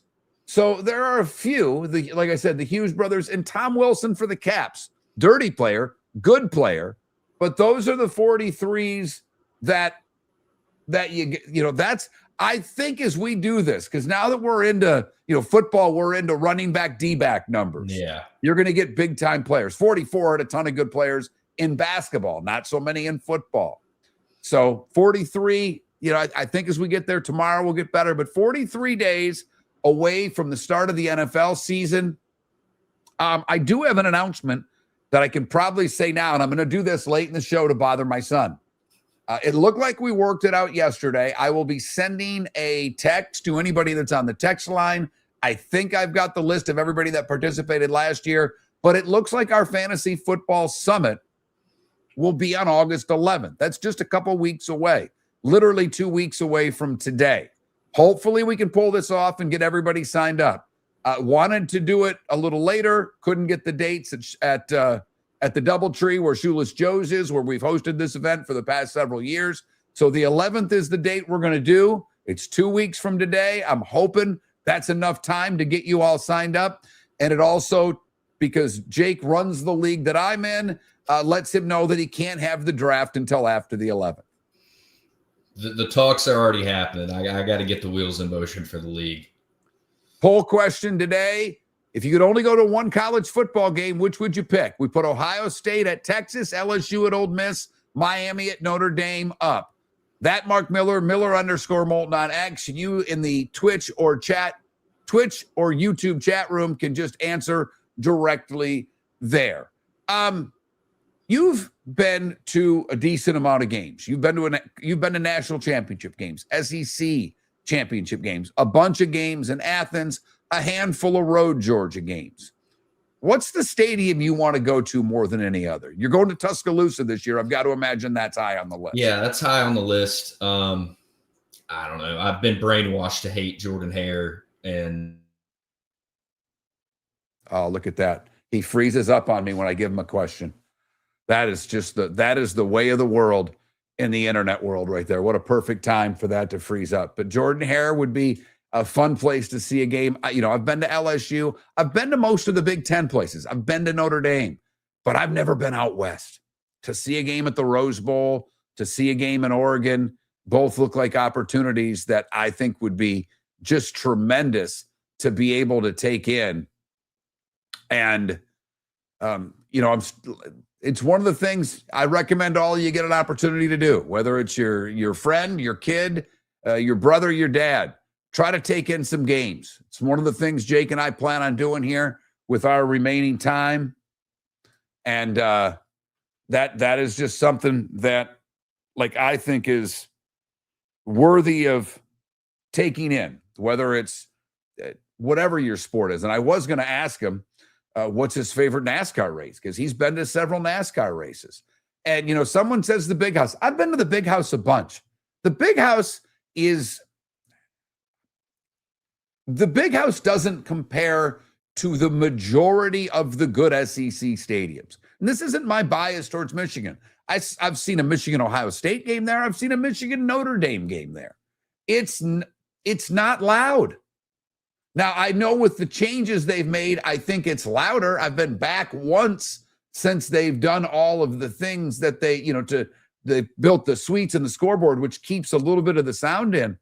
But I've been to games when Bo was the coach of Michigan and Ohio State, and it's not as loud as it's not as loud as South Carolina. I'm just telling you. And it's certainly not as loud as the Swamp. It's not as loud as Sanford Stadium in Athens. It's nowhere near LSU. It's big. 100,000 people. It's very cool from that standpoint. And Michigan running out of the tunnel, I love it. The helmets are great, but it's not loud. That's the one thing about the University of Michigan Stadium. Miller and Moulton.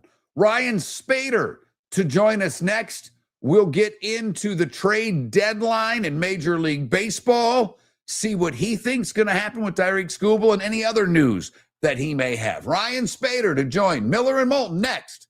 Thanks for listening. Your roof is your home's first line of defense. At Pelican Roofing of Florida, Ronnie John and their team bring years of experience to protect what matters most, your family and your business. From residential repairs to large-scale commercial roofing, we deliver honest work, fair pricing, and quality you can trust. An upgrade on your roof can lower your insurance costs. Don't wait for a leak to turn into a disaster. Call the experts at Pelican Roofing today. 1-866-9-PELICAN. That's 1-866-9-PELICAN. Online at pelicanroofingcompany.com. floormeisters.com. CCC The 1332512. Floor Meisters just doesn't sell Cortec and carpet. They also sell a lot of wood. And what better time than now to stop in and see the nice folks at Floor Meisters for some new hardwood for your home. With white oak wood starting at $4.99 a square foot, that makes it affordable for everyone. With 10 colors to choose from, they have a color for everyone. So stop in, 6281 Naples Boulevard, right next to Costco, or go to the web. It's floormeisters.com. Floormeisters.com. Floor Meisters, just keeping it real. Mark Miller for Sleep Treatment Direct. They are helping me with sleep apnea. And by helping me, I mean curing me. No more CPAP machine. No more snoring. No more tossing. No more waking up exhausted. Their expert team got me the right treatment fast and hassle-free. If you want to feel energized and get rid of your snoring, call Sleep Treatment Direct today. 444-1741. That's 239-444-1741. Sleep Treatment Direct. Sleep safe and The sound. Cape Coral Police Department is growing and they want you to be a part of it. They're hiring new officers. Starting pay is between $74,000 and $90,000 depending on your experience. And with a $10,000 hiring bonus, you could be making $100,000. Enjoy paid holidays, off-duty details, plenty of OT opportunities. They're also hiring dispatchers and professional staff. So go to capecops.com. capecops.com. Be brave, be best, be Cape. This is Miller and Moulton.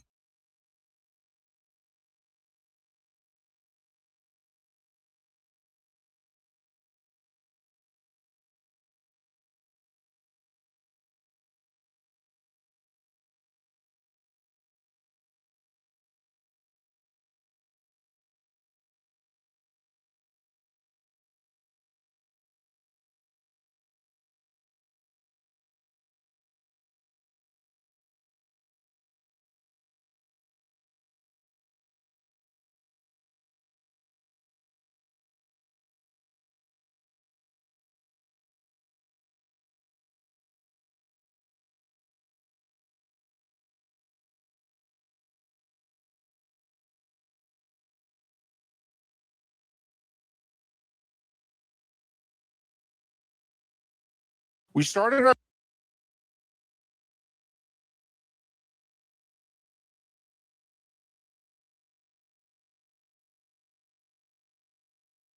Nealon's on the list. It's funny because, the kid has been taught by his mother to hate everything orange, and three of the stadiums I'd love to go to are, well, he's never been to a Gator game, and probably that, I don't know if that'll ever happen. But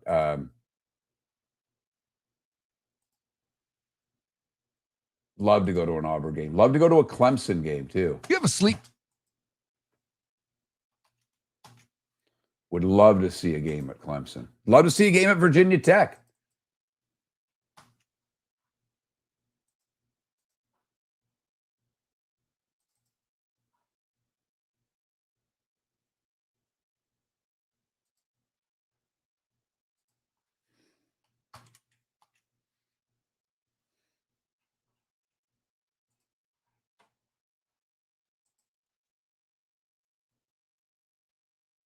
I'm sorry, I feel dumb, but who the hell's Cliff Harris? Who the hell is Cliff? Is that someone I'm supposed to know? Am I a bad sports talk show host for not knowing who Cliff Harris is? Normally, I'd look it up, so I try to sound smart, but I've got too much going on right now.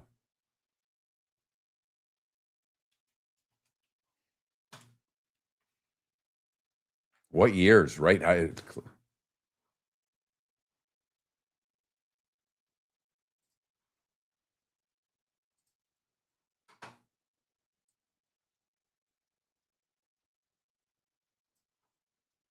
Okay, 70 to 79. All right, my bad. Shoot me. Dun, dun, dun.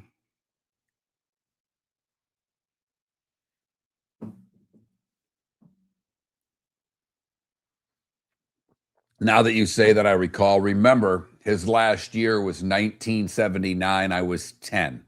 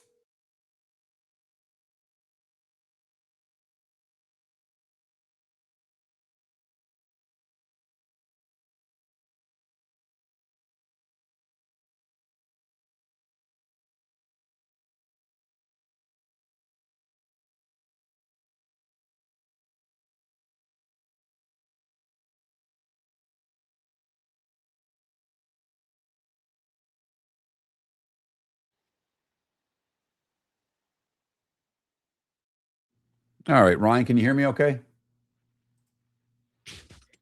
Clear. Okay, good.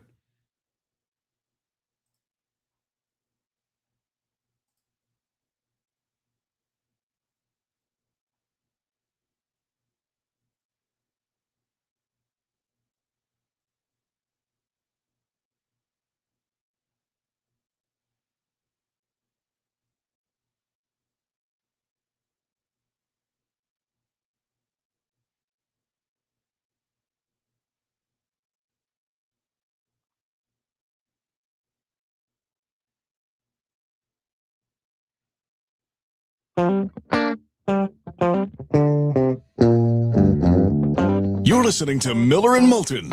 And now, here's Mark Miller and David Moulton.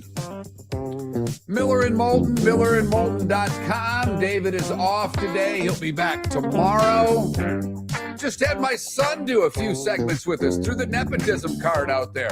Let Jake do a handful of segments with me, but he's got to go work for a living. This guy works for a living, but he does a lot of baseball in the middle of it as well. Ryan Spaeder, you can follow him on X, the ace of Spaeder. I will not do it in my Lemmy Motorhead voice, although I'm thinking it that way. But Ryan joins us on Miller and Moulton. Ryan, good morning. How are you, sir? Morning, guys. Glad to be on. Well, we're happy to have you. The trade deadline, what are we now? 6 days away from the trade deadline. And I'll start with the team I follow the closest, the Tigers. They've lost a couple games in a row here. They thought they were in it. I think they still are. I've been advocating trading Skubal for a while. I think it's in the best interest long-term of the team, and I don't know if they're good enough, A, to get in the playoffs, and B, if they get there to do anything. If you were the Tigers, would you move Skubal? Man, it's a position. You're absolutely certain you're not going to sign him long-term. And that kind of leaves a position of, because why wouldn't you? You got a kind of a once-in-a-lifetime here. And say that not because he's just generation talented, or probably in the end, because look at the way he came back from that. I mean, you got to be perfect to do what he did. So I don't understand. They're so certain that they're not him up, and if they are, well, it seems that he wants to anyway, or they're just not with money. So why wouldn't you see what you can get for at the deadline? So I think if they're certain that he's signed with them, either he doesn't want to be there, they're not willing to spend the money, then I think they do have to deal. He's Ryan Spaeder, the ace of Spaeder on X. Follow him along. Does a lot of baseball parlay bets too. By the way, you do your perfect 15-game card parlay. How many have you hit since you've been doing that? I have hit exactly 0 15s. I've had a 14. I've had, 4 or 5 13s, and then I don't know, probably close to a dozen 12-teamers. But I've actually never gotten the 15. It evades me. It drives me absolutely insane.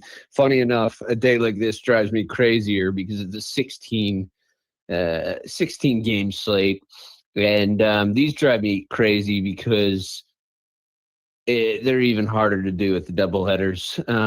I've had 16 game days where I have won 15 games. Oh gosh! And of course lose that excess one.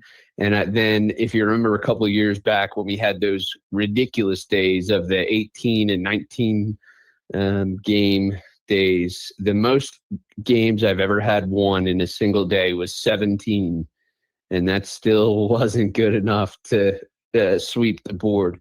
So the 15 game day evades me. Now I will tell you the thing that's cool about it is some folks who I do this along with, they're homers. You know, they go against their team. So I've had a handful of these days where I'm 14-1, but I can think of one example off the top of my head. The Pirates, they lost, but I was going against one of the guys who follows along and does it with me, his Rangers, and he wasn't having that, so he flipped the Pirates to the Rangers, and he went a perfect 15-0 on that. So a little bit of homerism paying off there. Love it. All right, the trade deadline next week. Like I've been saying for a couple of weeks, because so many teams are still in this thing, and there's really only 6 teams in baseball that are truly out of it, that are for sure sellers. There are others that will be. I get that. But, like Washington and Boston made this little deal. A couple of young players, young pitcher from Boston for a young hitter from Washington. Well, Boston needed a right-handed bat. They got one. Washington needs pitching. This seems like a trade that could benefit both teams. I actually see where there should be a lot of that. GMs are apprehensive to make trades like that. Do you think that we could have, good old-fashioned horse trades, if you will, where both teams get better? Or are GMs too apprehensive to do moves like that where it doesn't involve prospects for something that's going to help me now? I mean, they've got to be exactly perfect, I think. Especially now with the new playoff system, they've got to be exactly perfect, like it was with Mead and Early going. If you go ahead and look at the Mead and Early deal, there's a lot into that. Mead's ability to hit the ball to the pull side is incredible. If you look at his spray chart and what it would look like at Fenway Park, I mean, he's absolutely going to pepper the monster down the way, which is probably the only reason you give up a guy like Early for that. So I do think that is one of those mutually beneficial trades. And I do think both teams are going to improve for it. The Nationals pitching has been atrocious because they've otherwise been one of the best teams in baseball with their offense. So I don't think you're going to see too many of those. I think we're still stuck in that standard you get better, I get younger type of trade. But that was sort of like your perfect mix, American League East to National League East. Right. Early went to UVA, so he gets to move somewhere he's familiar with. I think it's something that worked out really for everybody. Where's Luis Arraez going to end up? Because it seems like there's a lot of teams that could use him. I've been advocating for at least 2 weeks for the Rays to make that move because they're soft up the middle. They can't hit the ball. I mean, they could use a catcher that could hit. They could use a middle infielder that can hit. They've gotten more production out of center field than I really expected. But I think, and I don't think they're getting rid of Walls at short. So I thought second base, Arraez is a perfect guy for Tampa. If not Tampa, and I've seen him, listed as linked to them, but they got to make that move. Where does he end up? Because he's going to get moved. Oh man, that's a shame to say that too, because he's a guy who really played to prove himself almost, which is a shame to say for a guy who has 3 batting titles. I would love for the Phillies to get him because their batting average is god awful, and that's all he does. All he does is hit baseballs, sort of like all Chris Carter does is catch touchdowns, right? I think the Rays, he's kind of a player that's like an anti-Ray because they are one of the most analytics teams across baseball. And now I'm going through all this without addressing your question. I think it's almost going to be one of those positions where the Giants feel like they're stuck and maybe they feel like they can't move him.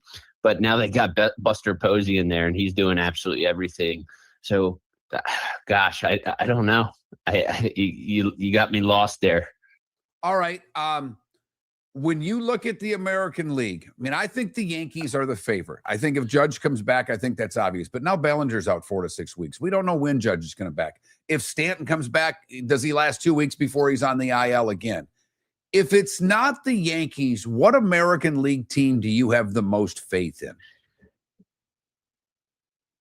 I think Cleveland's going to be really good again down the stretch.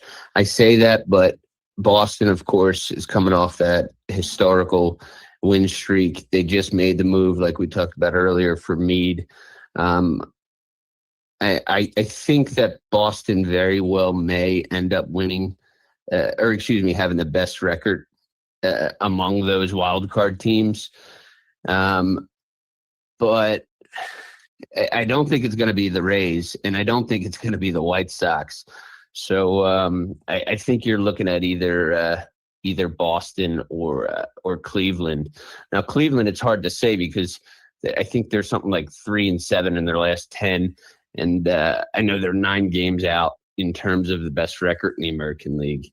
But when you look at the American League as a whole, it's kind of one of the weakest years we've ever seen. And then you think back to that All-Star game, and what did they shut out the NL? And it kind of leaves you a little bit perplexed because the AL is really not all that strong, especially compared to past years. If you were Milwaukee, would you try? I mean, what is the all-in move the Brewers need to make if there is one? I mean, they had the best record in the National League last year. They have a pitcher that is literally must-watch television right now. There's not a lot of those must-watch guys. He's on that list. And yet in a league with the Dodgers, the Braves, the Phillies, and in the Cubs, I don't know what we'll see out of them, but there's no guarantees how far they go in the postseason. Is there a move you'd make if you were the Brewers that you think could get them to the World Series? You know what? We talked about it earlier with Luis Arraez, and I don't think I want Arraez playing third base, but maybe that's a situation where Terang could play third base, or you can find another spot to get him on there, and maybe that's the kind of a move that they're looking for. Somebody who's not too flashy, but all he does is hit, and that's probably the kind of move that they could benefit from. Now, the move that they absolutely need is their guy Kyle Harrison coming off the injured list and being strong. He has a rehab start coming up. I think he's making it with their high A squad, and then he should be back with the team. But it remains to be seen if he's going to be as productive and as breakout as he's been so far this year. The Rangers are leading the West right now. I don't know if their pitching could be really good. I think I don't think they're the best team in their division, but the record says that they are. Houston was going to be sellers a couple weeks ago. If the Astros, who have been getting healthier, if the Astros win, are they the team in that division that could cause the most problems in the AL playoffs? Because to me, with a guy like Jordan Alvarez, he's a stud. They've got, Pena's been hitting the ball better. They're a team that can hit it. If the Astros get in, to me, they're dangerous. Yeah, there was a period in there where the Astros had the best offense in baseball. They've fallen off a good bit, but they still have 495 runs scored this year. They certainly can be dangerous with their offense, but how dangerous can they be for an entire series? I don't know. I think, honestly, the Mariners are probably the best team in that division, but they're not playing up to snuff themselves. They've got a positive run differential, and I think they're 3 games under 500. They're not playing ball either. So I think you got a pretty good caller there with the Astros and their offense. If they get in, it's just a matter of how dangerous can they be for an extended period of time with that offense, because we've seen it this year already where they put up 11, 12 runs and the very next day they're getting shut down. Yeah, there's no doubt. And obviously at some point you're going to have to go against that Yankees starting pitching in the postseason. And that seems to me to be the best in the American League. He's Ryan Spaeder. The Ace of Spaeder is how you follow him on X. You can subscribe and do some things with him. And he's always got these 15-game parlays. He tries to be the man to take down the system. We'll see if today is the day for that. Ryan, as always, we appreciate your time and your insight. Thanks so much for taking a little time this morning. Always fun, guys. Thanks for having me. Ryan Spaeder on Miller and Moulton. Ryan, not only a good baseball guy, a Marine, a veteran of our country. And we thank him for our service. You can follow Ryan at the Ace of Spaeder on X does a great job covering baseball. Miller and Moulton, millerandmoulton.com. Had a little fun this morning. I put the nepotism card out. I put the kid on the air. He did all right. First time, he was nervous. He admitted it. He'll be better next time if we do it again. But, I went solo yesterday. Trent had some obligations that he had to deal with. Tuesday's a bad day for Trent. And I said, what the hell? The Bucks did it. The Golics did it. I mean, there's others. I figured, why not? Give him a shot. We talked a little college football. Ben Maller joined us on the show to give his perspective on a couple of things. I didn't realize Ben and I have a little more in common than I thought. And our audiences do as well. He said the same thing. I said, if I bring up the NBA, our audience gets angry with me. But we did talk LeBron because he's out in LA, and talked a little bit of soccer as well, just a post-World Cup of what he thought being out in that area. A little NFL, just kind of went all over the map.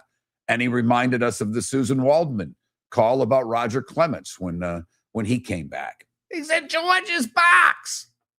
Miller and Moulton, millerandmoulton.com. Pelican Roofing of Florida text line is open. We've got a poll question today. If you could only go to one game this year, which would you pick? Ohio State at Texas, LSU at Ole Miss, Miami at Notre Dame. Those are your choices on X, that Mark Miller, Miller_Moulton, or you can answer directly in the YouTube and Twitch chat rooms. Thanks for listening. We started our show 18 years ago and have been fired 3 times, but Miller and Moulton have never lived on the edge like we are now. We have our best morning ratings ever, are steadily adding affiliates, yet we only have a few sponsors. And if that doesn't change, we can't continue. But if you want to advertise on Miller and Moulton, reach out to one of us directly by texting sponsor to 21,000, or contact Mark on X at that Mark Miller, or me at the David Moulton. You can save Miller and Moulton and make your business some serious money by texting 21,000 now. The Floormeisters just doesn't sell Cortec and carpet. They also sell a lot of wood. And what better time than now to stop in and see the nice folks at Floormeisters for some new hardwood for your home. With white oak wood starting at $4.99 a square foot, that makes it affordable for everyone. With 10 colors to choose from, they have a color for everyone. So stop in. 6281 Naples Boulevard, right next to Costco, or go to the web. It's floormeisters.com. Floormeisters.com. Floormeisters, just keeping it real. Your roof is your home's first line of defense. At Pelican Roofing of Florida, Ronnie John and their team bring years of experience to protect what matters most, your family and your business. From residential repairs to large-scale commercial roofing, we deliver honest work, fair pricing, and quality you can trust. An upgrade on your roof can lower your insurance costs. Don't wait for a leak to turn into a disaster. Call the experts at Pelican Roofing today. 1-866-9-PELICAN. That's 1-866-9-PELICAN. Online at pelicanroofingcompany.com. CCC 1332512. Cape Coral Police Department is growing, and they want you to be a part of it. They're hiring new officers. Starting pay is between $74,000 and $90,000, depending on your experience. And with a $10,000 hiring bonus, you could be making $100,000. Enjoy paid holidays, off-duty details, plenty of OT opportunities. They're also hiring dispatchers and professional staff. So go to capecops.com. capecops.com. Be brave, be best, be Cape. Mark Miller for Sleep Treatment Direct. They are helping me with sleep apnea. And by helping me, I mean curing me. No more CPAP machine, no more snoring, no more tossing, no more waking up exhausted. Their expert team got me the right treatment, fast and hassle-free. If you want to feel energized and get rid of your snoring, call Sleep Treatment Direct today. 444-1741. That's 239-444-1741. Sleep Treatment Direct. Sleep safe and sound. If you're a business who targets men, please know there is no better and more economical way to reach your target audience than us at Miller and Moulton. So let us help you make money. You can reach out to Mark at that Mark Miller, or me at the David Moulton on X, or text us at 21,000. We have a proven product, a good reputation, and lots of quality segments that we can attach your company's name to. Miller and Moulton, we're like that old pizza box. You've had the rest. Now try the best. Miller and Moulton, millerandmoulton.com. This is Miller and Moulton. Yeah, that was spectacular, harrowing video, Deadstroke. Yes, it was. I already had my good, bad, and ugly done by that point, so maybe it'll be tomorrow, but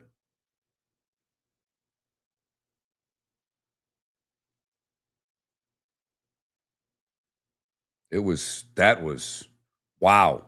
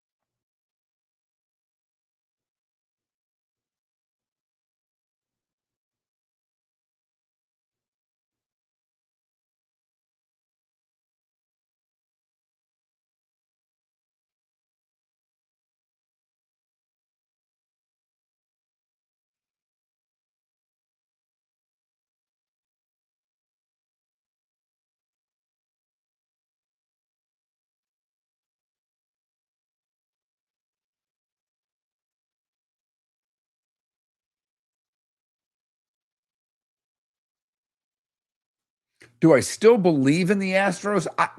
Left Twix, honestly, I don't believe in anybody not named the Yankees in the American League. And I only believe in the Yankees if I know Judge is going to be back. I love their starting pitching. But I thought Ryan said it best. I mean, here are the Astros. They're 2 games below 500. Their run differential is minus 45. I mean, even Cleveland, they're minus 18. The Tigers, believe it or not, are plus 25 in run differential. They're 7 games below 500. You know, the Red Sox run differential is better than the Rays. I have trouble believing in a team that can't score as many runs as their opponents. I do. But like I asked the question, if they can find their way into the playoffs, could they win a series? Sure.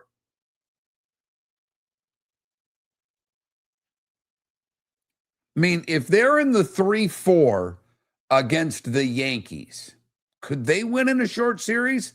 Maybe. You only got to get to those pitchers a couple times. I love the Yankees starting pitching, but it wasn't an 8-point thing, Sonny. He gave his whole reasoning behind it. It was because people said he was stomping on lines. Okay, it is to you, Left Twix. It's not to me.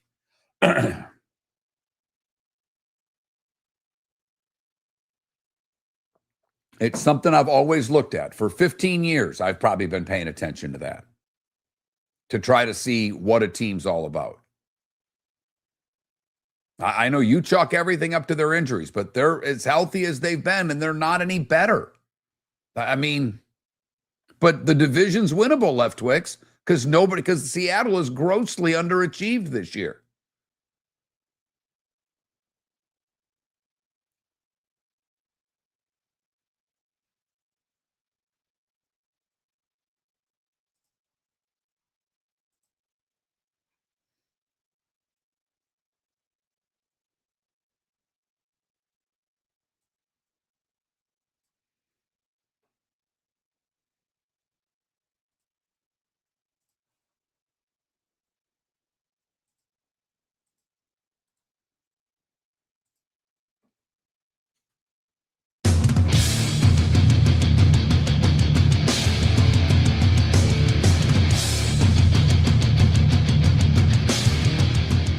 You're listening to Miller and Moulton, coming at you from the Floor Meister Studios. Floor Meisters, keeping it real.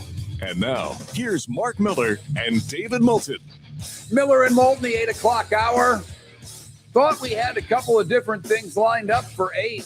Neither came through. I was still holding out hope that we'd get one of them this morning, but it didn't work out. So that's how things go. But there's plenty to talk about in the sports world. We're less than a week away from the trade deadline. And you can break the league down from a buyer's and seller's point like this. The obvious buyers, the Braves, the Cubs, the Dodgers, the Brewers, and the Phillies in the National League.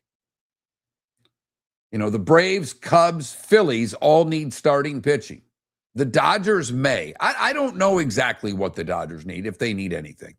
But they've got pitchers that are banged up, and, Ohtani's thrown off the mound, but do they need another starter? Maybe. The Yankees need a right-handed bat desperately. And the Rays, to me, need hitting.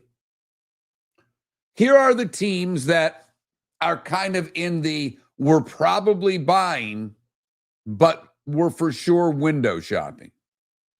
The Diamondbacks, the Pirates, the Padres in the National League. In the American League, there's a lot more. Boston, they've already made a move. Both Chicago and Cleveland appear to be buyers. Houston, Seattle, and Texas. One would think they're all buyers because they're all trying to win that division. Then you have Baltimore, Detroit, Miami, Minnesota, and Washington. What exactly are they going to do? Baltimore, they appeared to be sellers or appeared to be buyers after winning all those games in a row. Then they lose a series right now in the wild card race. They're two back. So how do you sell? How do you do that to that fan base that's been, I think, cheated by past ownership? Detroit, we talked with Ryan Spaeder about it. It's, the Tigers are my team, but I'm not emotionally invested in them the way I was when I was a teenager. I would move Skubal. He's not going to re-sign with them. We all know this. The question becomes with Detroit, to me, did they already miss their window with moving Skubal? Is this something, and I know he was injured, so it would have made it more difficult, but if they missed their opportunity, and if the Dodgers aren't interested, who is it that's going to take the bait? Who has a package? Now, I've seen the Brewers. That would be fascinating to me. I would love that for the Brewers. I mean, could you imagine Mizorowski and Skubal, or Skubal, however you want to put it, 1-2? Man, that would be fun. So, Miami, they've snapped the 12-game losing streak, and they're only 2 out of the wild card. Now, they went from being a wild card team to having 4 teams between them and the Pirates who are holding down the last wild card spot right now. The Twins score all kinds of runs. I mean, if I would have told you before the season that the Twins were going to be among the leaders in runs scored in baseball, would you have believed that? Because I wouldn't have. But they've given up the most runs too. I think the Astros have given up 2 more runs now than the Twins. And the Nationals already made a little move to get an arm. The Nationals, also a team that can't stop anybody from scoring. What are they, a game back right now? 1 game back. They've scored nearly 600 runs this season.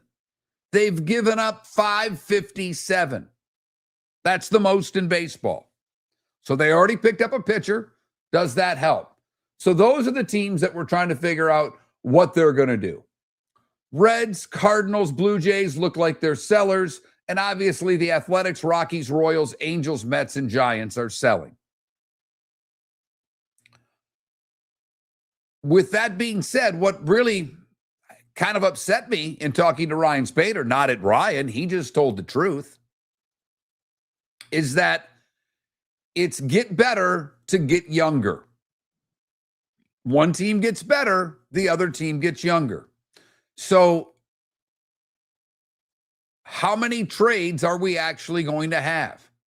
Who are the high-priced guys that are out there that if you're looking at trying to make a move,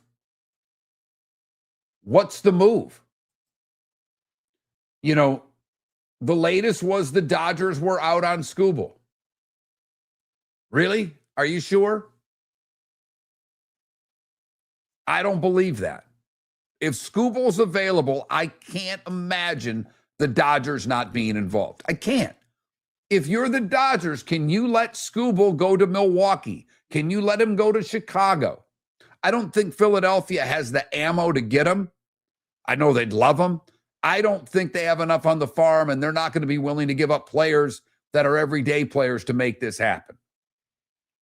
So, and if you're Detroit, do you have to get a haul for Skubal? Or knowing he's gone, I don't know if you can do that to your fan base. And this is the tough part. And this is where me being a Michigan native, knowing how they think, I'm not trying to be a homer here. I'm just trying to be honest with you. You've had a hockey team that's blown it at the deadline 2 years in a row. You have a football team that's refused to make moves at the deadline 2 years in a row.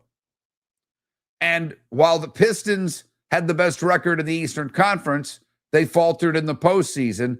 And it was looking like they were going to lose some players and have already lost a couple of players and haven't done much in the offseason in anybody's estimation to get better. Now, the Tigers owner also owns the Red Wings.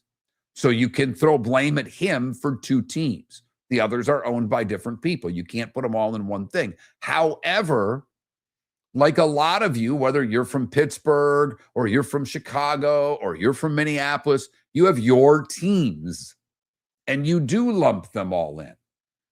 So as you're trying to get fans to come out to the ballpark, and if you move Skubal after not adding last year, after the hockey team didn't add, how much faith can your fan base have? The Marlins. Alcantara, is he going to get moved? Would you move him? Making the playoffs is difficult for a team that doesn't spend any money. And I guess the one question I should have asked Ryan that I didn't, and I kind of regret it now, is, do you think that because Armageddon's coming in the offseason, like they're not playing baseball before Memorial Day? I'm convinced of it. There is no way there's a spring training next year. Does that make you more likely to make a move if you're a GM? Less likely to make a move? Do you really want to build for the future if you don't know if you have a season next year? So all of these things add up to what type of move can be made. And, the Athletics, for instance, their catcher, now I don't know if he was going to get moved, but he's having surgery, more than likely done for the year. Can't move him now. Does that make Jeffers from the Twins more likely to be moved as a catcher whose deal's expiring? And if you're the Twins, do you really want to move him? I mean, that division's winnable. And after the fire sale that the Twins had a year ago, to win the division and make the postseason, I think it would win back a lot of loyalty in your fan base. Now, I've said it before, I don't think owners give a damn about the fans. Although in baseball, it seems like they should start. Yeah, your franchises continually are worth more money. How, I don't know. By the way, Mark Cuban and his group just bought a minority share in the Athletics, who are valued at $2 billion. Probably a smart move to get them before they go to Vegas, because they will be worth more then. If the Padres were worth $4 billion, what's a Vegas franchise worth? But without the guaranteed money from the RSNs, isn't fan loyalty in baseball more important now than maybe it's been in generations? Because with the RSN deals with these baseball teams, they were writing monster checks.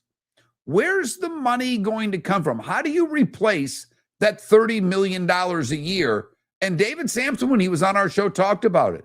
It's one thing with fans, and you're going to see it over the course of a couple of years and things of that nature. And heading into the season what your season ticket money's worth. But you knew that check from the RSN was there. That was on your books. That's gone now. And I'm fascinated with how baseball thinks it can replace it, and how yet franchise value keeps going up like never before. But the only thing we watch is live sports. It's why the streaming services are all over it. It's why the networks can't afford to lose it. So this, and what, baseball's enjoying a bit of a renaissance. There are more people going to the ballpark. Like everything else, television numbers are up, while national baseball numbers are not great. We've talked about this for a few years on the show. The local TV numbers are through the roof for every team in the sport.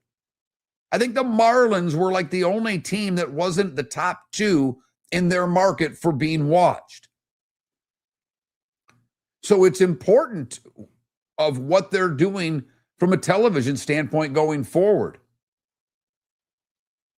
And Manfred's set on getting a cap, and here we are 6 days before the deadline, and there's 9 sellers and 21 buyers in Major League Baseball. Think about that. Tough to say there's not parity in this sport. Yeah, the big money teams are all going to make the playoffs. I get it. Most of them. But the Mets aren't. The Tigers spent a bunch of money this year trying to get in. That doesn't look like that's going to happen. Padres are spending a bunch. They're very average. The Giants try to spend. They just can't get the players to come play there. So I don't know. But 6 days before the deadline and a lot more questions than answers. And we'll see if the quiet becomes loud over the course of the next few days. We have a college football poll question. Picking 3 games, you only can go to one. Which one you going to? The Buckeyes and the Longhorns, Ole Miss hosting LSU, or Miami at Notre Dame? Miller and Moulton. Your roof is your home's first line of defense. At Pelican Roofing of Florida, Ronnie John and their team bring years of experience to protect what matters most, your family and your business. From residential repairs to large-scale commercial roofing, we deliver honest work, fair pricing, and quality you can trust. An upgrade on your roof can lower your insurance costs. Don't wait for a leak to turn into a disaster. Call the experts at Pelican Roofing today. 1-866-9-PELICAN. That's 1-866-9-PELICAN. Online at pelicanroofingcompany.com. CCC 1332512. The Cape Coral Police Department is growing, and they want you to be a part of it. They're hiring new officers. Starting pay is between $74,000 and $90,000, depending on your experience. And with a $10,000 hiring bonus, you could be making $100,000. Enjoy paid holidays, off-duty details, plenty of OT opportunities. They're also hiring dispatchers and professional staff. So go to capecops.com. Capecops.com. Be brave, be best. Be Cape. The Floormeisters just doesn't sell Cortec and carpet. They also sell a lot of wood. And what better time than now to stop in and see the nice folks at Floormeisters for some new hardwood for your home. With white oak wood starting at $4.99 a square foot, that makes it affordable for everyone. With 10 colors to choose from, they have a color for everyone. So stop in. 6281 Naples Boulevard, right next to Costco, or go to the web. It's floormeisters.com. Floormeisters.com. Floormeisters, just keeping it real. If you're a business who targets men, please know there is no better and more economical way to reach your target audience than us at Miller and Moulton. So let us help you make money. You can reach out to Mark at that Mark Miller or me at the David Moulton on X, or text us at 21,000. We have a proven product, a good reputation, and lots of quality segments that we can attach your company's name to. Miller and Moulton, we're like that old pizza box. You've had the rest. Now try the best. Miller and Moulton, millerandmoulton.com. This is Miller and Moulton. Fitz, I don't like the past tense there. Were always my go-to. I'm hoping that we still are your go-to, depending, no matter what happens going forward. Sorry, greedy.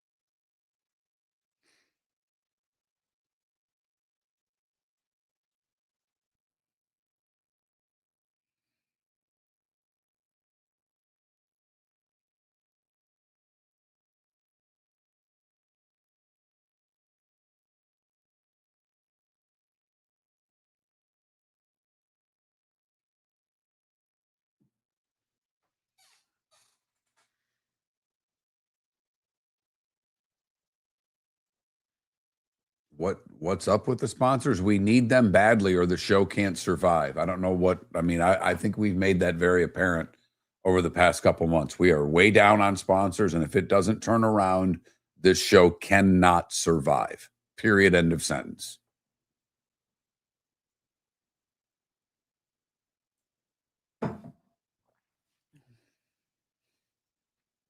Oh, I'm just busting chops, Fitz. You're good, man. You're good. They've been done. Stan and Haney have been done forever. They retired a while back, about 2 years ago, and then they ran like best ofs. But then when Sun bought the Beasley Company, they did away with that. I would do a listener draft for sure if the general managers all had to pay at least $1,000 a team to do it. Then I'm in.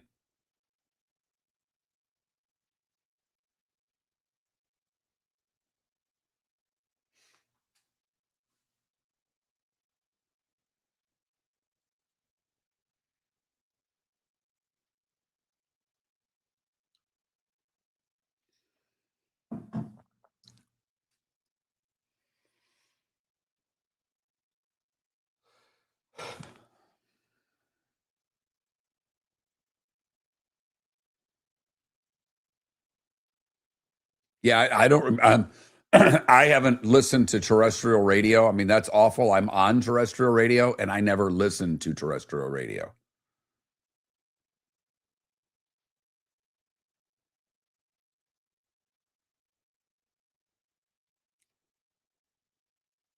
You'd put Verlander ahead of Morris in Tigers pitching lore. That's interesting. I'm not saying you're wrong, Sonny. I'm just saying, Jack helped him win the final game. Verlander never did.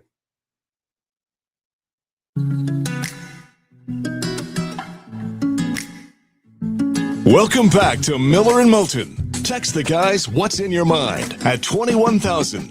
That's 21000. And now, here's David Moulton. Well, David will be back tomorrow. I'm holding down the fort until then. Matt Moscona will join us in 15 minutes' time. All right, it's not up yet, and that's on me. I went back and forth with Dr. Roto for the past couple of days and Shoeless Joe's. So we were going to push this till the third week in August. Unfortunately, the room that we do the event at, rooms are not available. So we are going to do this on August the 11th. That is 2 weeks from today.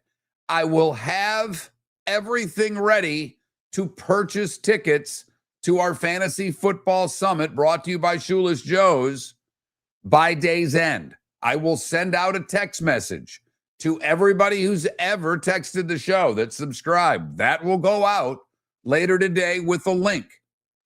If I can pull down the email list from last year's, and I think I can, then I will be able to send all of you who have participated in the past an email. I'll get a commercial done to play on the show for tomorrow's show. It'll be me and Dr. Roto. I mean, Dr. Roto's doing the show. I'll be there to stand around and check you in. Obviously, David's not going to make it from Jacksonville this year to hang out in the room for a little bit. But we are having the Fantasy Football Summit. I hope 2 weeks is enough time for you to make arrangements. It's going to be on a Tuesday night. It's going to be at 7 o'clock. We'll open the doors at 6. We'll have the cash bar. We'll have the food. We'll have your sodas and all that kind of good stuff.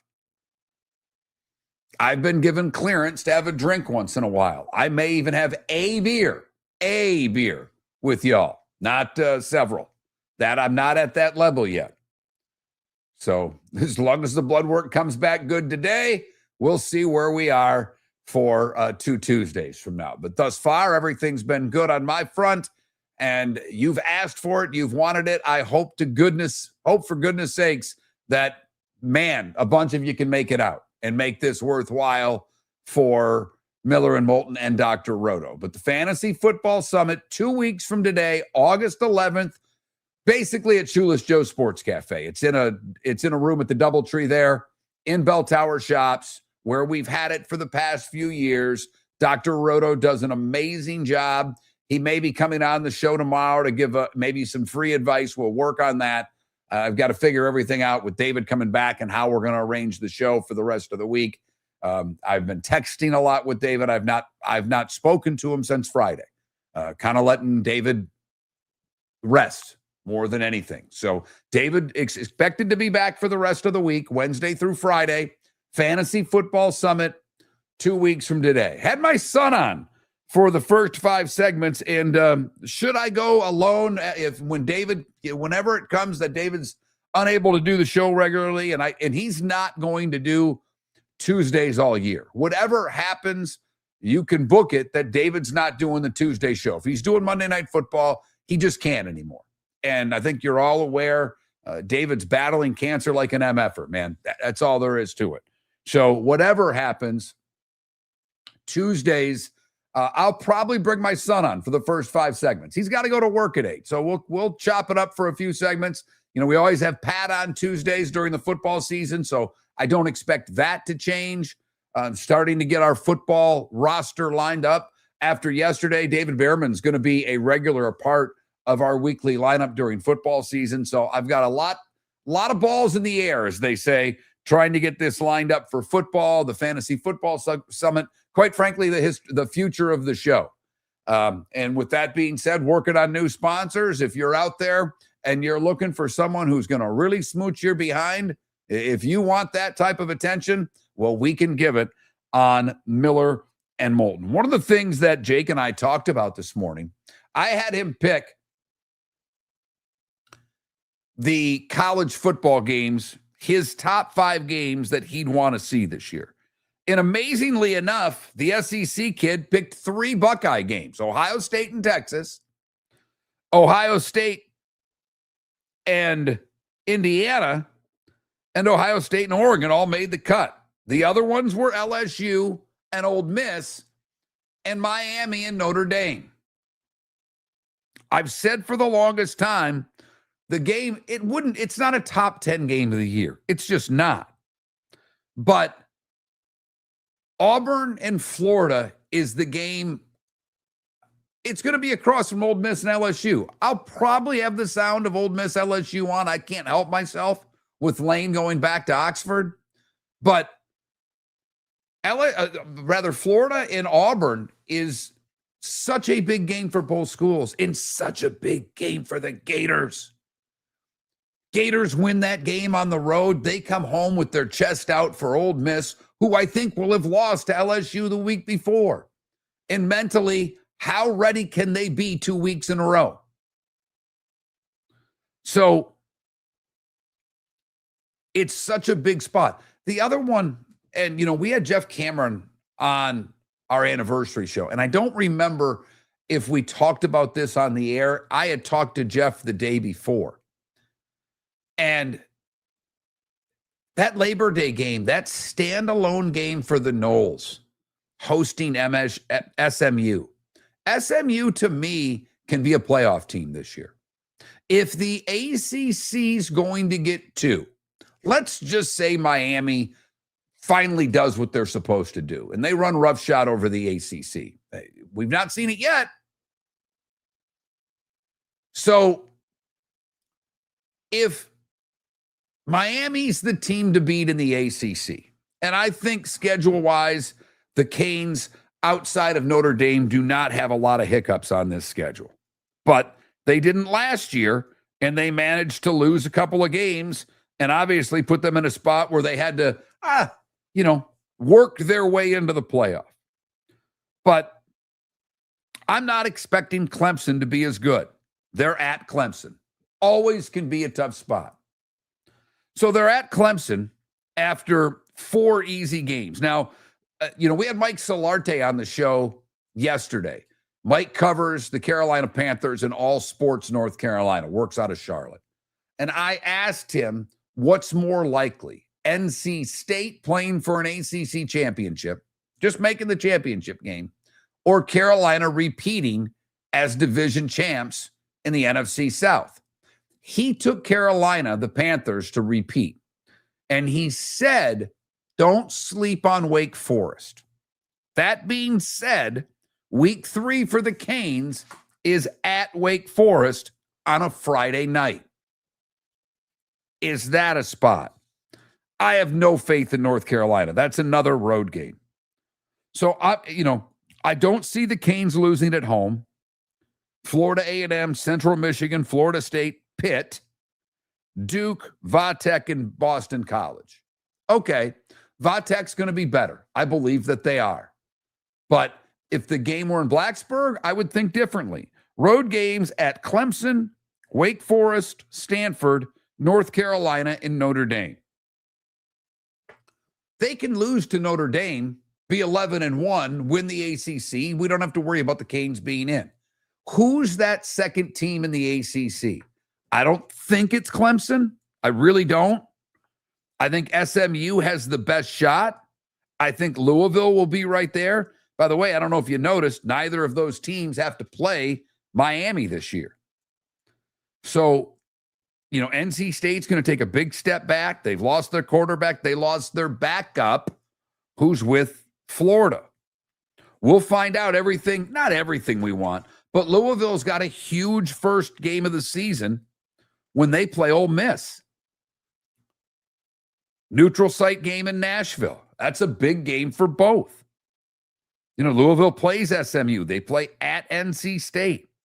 But their schedule is doable to get to the ACC championship game. So is SMU's. So to me, SMU, that first game at Florida State, they're favored in that game. Can they go in and get the job done? And then what does that mean for the ACC starting to make their case for 2 teams? Already talking about the playoff, and we're 32 days away. We'll talk LSU and Saints with Matt Moscona next. If you're a business who targets men, please know there is no better and more economical way to reach your target audience than us at Miller & Moulton. So let us help you make money. You can reach out to Mark at that Mark Miller or me at the David Moulton on X, or text us at 21,000. We have a proven product, a good reputation, and lots of quality segments that we can attach your company's name to. Miller & Moulton, we're like that old pizza box. You've had the rest, now try the best. Miller & Moulton, millerandmoulton.com. The Floormeisters just doesn't sell Cortec and carpet. They also sell a lot of wood. And what better time than now to stop in and see the nice folks at Floormeisters for some new hardwood for your home. With white oak wood starting at $4.99 a square foot, that makes it affordable for everyone. With 10 colors to choose from, they have a color for everyone. So stop in, 6281 Naples Boulevard, right next to Costco, or go to the web. It's floormeisters.com. Floormeisters.com. Floormeisters, just keeping it real. Your roof is your home's first line of defense. At Pelican Roofing of Florida, Ronnie John and their team bring years of experience to protect what matters most, your family and your business. From residential repairs to large-scale commercial roofing, we deliver honest work, fair pricing, and quality you can trust. An upgrade on your roof can lower your insurance costs. Don't wait for a leak to turn into a disaster. Call the experts at Pelican Roofing today. 1-866-9-PELICAN. That's 1-866-9-PELICAN. Online at PelicanRoofingCompany.com. CCC 1332512. Mark Miller for Sleep Treatment Direct. They are helping me with sleep apnea. And by helping me, I mean curing me. No more CPAP machine. No more snoring. No more tossing. No more waking up exhausted. Their expert team got me the right treatment, fast and hassle-free. If you want to feel energized and get rid of your snoring, call Sleep Treatment Direct today. 444-1741. That's 239-444-1741. Sleep Treatment Direct. Sleep safe and This sound. is Miller and Moulton.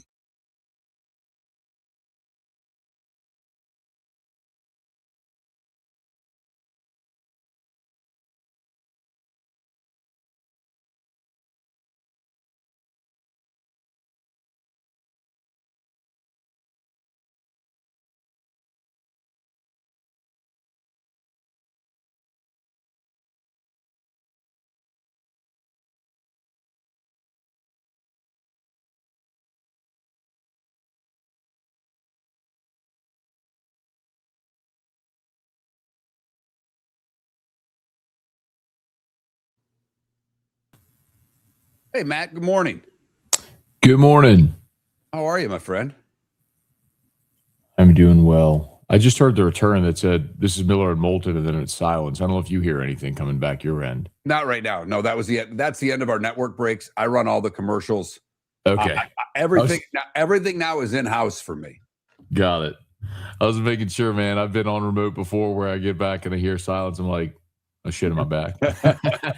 I like that little bourbon collection over your shoulder there. That ain't a little bourbon collection, man. Poof. I got way too much. That's a beautiful thing. So I've had a health that both David and I are, just screwed health-wise. David's really struggling. I was diagnosed with cancer last year. I'm doing well. Everything's going great. Everything is going really well. David also, he had cancer 5 years ago. It came back. He's not doing as well. He's going through some shit. But man, I'm sorry to hear that. Yeah, I was told in December I had a bone marrow transplant. Oh wow! Like I said, everything's going really well. So the nurse calls me in December. I had it in February, and we had the donor, and we're all set up. And she goes, "You need to quit drinking." And I said, "Like when?" And she goes, "I mean now." And I went, yeah. "Oh, okay." So last week before my doctor's appointment, which I've been doing Zoom, the nurse practitioner the physician's assistant gets on there and asked me, go through the medicine, all this crap. And she's like, "Do you have any questions for the doctor?" I said, "No, but I got one for you because I know what the doctor's answer is going to be." I said, "My birthday's next month. And I haven't had a drink since December, but I didn't know if I was going to have another birthday. What are the odds of me being able to have a glass of wine?" And she goes, "You can have a drink once in a while." Well, you can't tell me that. So a buddy of mine bought me a bottle of Blanton's for just like as a gift for me being alive, basically. And I'm like, I cracked that sucker that night and poured a nice, probably a 2-shot one, but not so. So I looked. I had a shelf like you, not a shelf, but I had a table in where all our booze is, and that I keep all the booze in one spot and all my bourbon separate. And there was not like that, but there was 12 bottles up there. Yeah. And I looked, I'm like, they're all gone. There's nothing left, man. I got to redo this. What would be the bottle you would tell someone to go buy? So it really depends. Like I would say, just because something's good doesn't mean it's expensive, and just because something's expensive doesn't mean it's good. So a lot of times people say, "Well, I want to spend $100 or whatever." I'm like, well, I can tell you a lot of stuff that's $100 that's shitty, and I can tell you stuff that's $30 that's amazing. So, what do you like? Like Woodford would be my everyday. When I had bourbon, I always had a Woodford around. So like I'm a Costco guy, so I see like the double oak there and some of the specialty ones. But I'm I like Weller's a lot. I'm a big Weller's fan. So those are two very different ones. So Woodford is going to be more oaky. Weller is a wheated bourbon. So wheat tends to be soft and sweet, which I like that a lot. I really like the Wellers. Since I've had those, that's kind of where I've turned. Do you ever dabble with Elijah Craig? I have not. Okay, so Elijah Craig is distilled by Heaven Hill, and I love it. It's one of my favorites. Like you can get Elijah Craig small batch for $30. Okay. Now they also make a Elijah Craig toasted and Elijah Craig uncut. I mean, and those are amazing. That's the uncut is going to be, or the barrel proof is going to be a higher proof if you want something with some punch behind it. But if you haven't dabbled in Elijah Craig, you need to. All right, that's because this is they have a straight rye. They have great stuff. I would go dabble in Elijah Craig. All right, there we go. That's what I see. This is the things that's what you learn on our show, folks, because we got the YouTube and Twitch people that are here. Oh, sorry, I was cursing. No, here we go.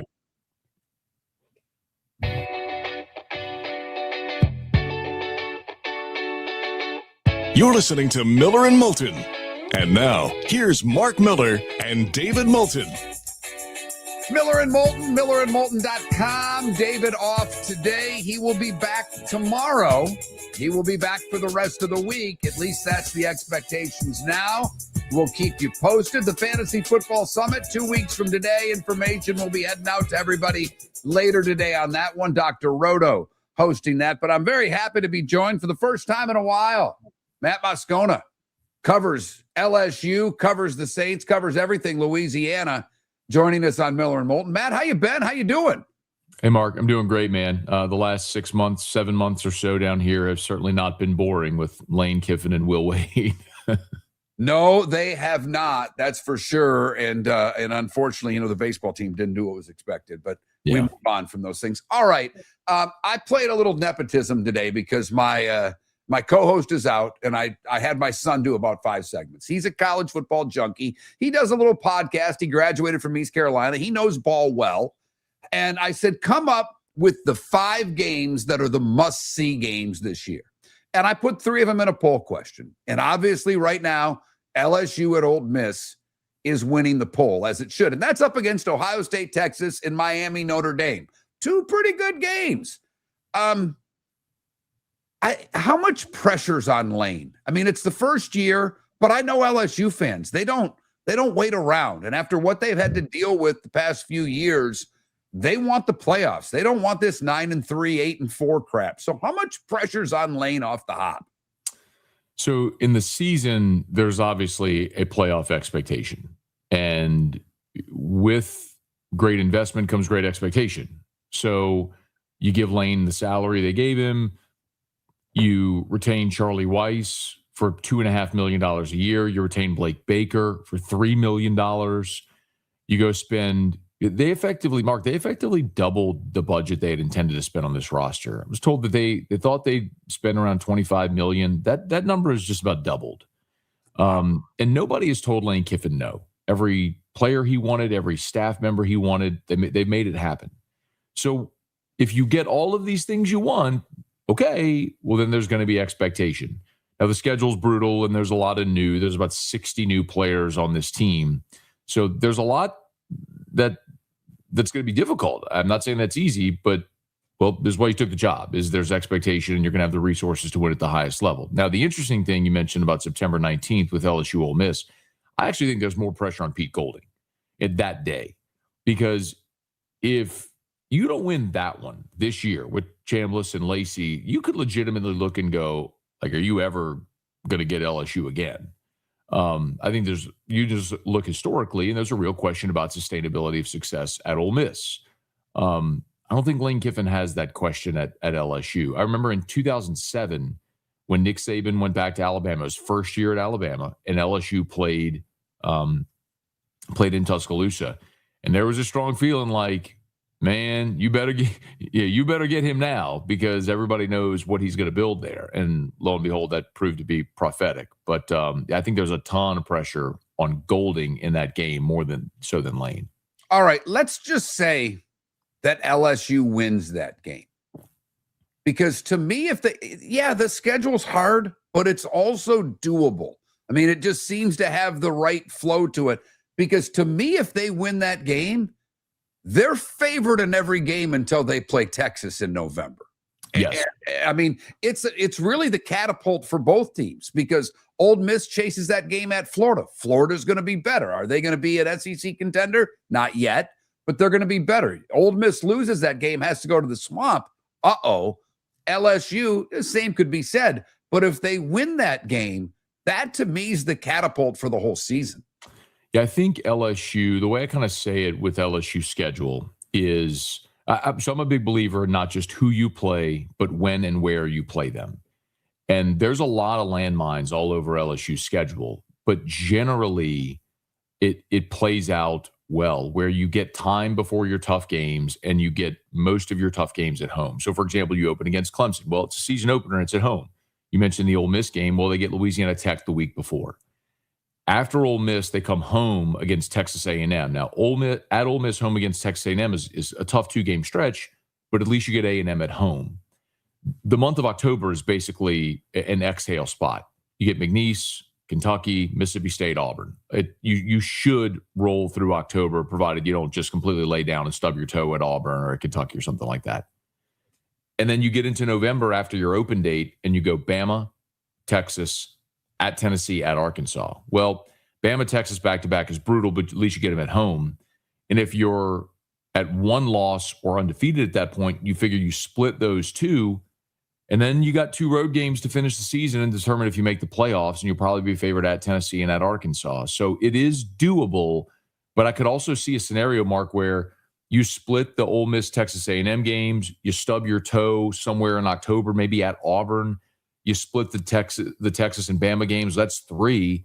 And then what if you lose on the road in Knoxville in November? Well, now you're 8-4. I mean, is that a doable scenario? Yeah, I mean that's possible as well. So it's never easy in the SEC, but I mean, it's why you play in this conference.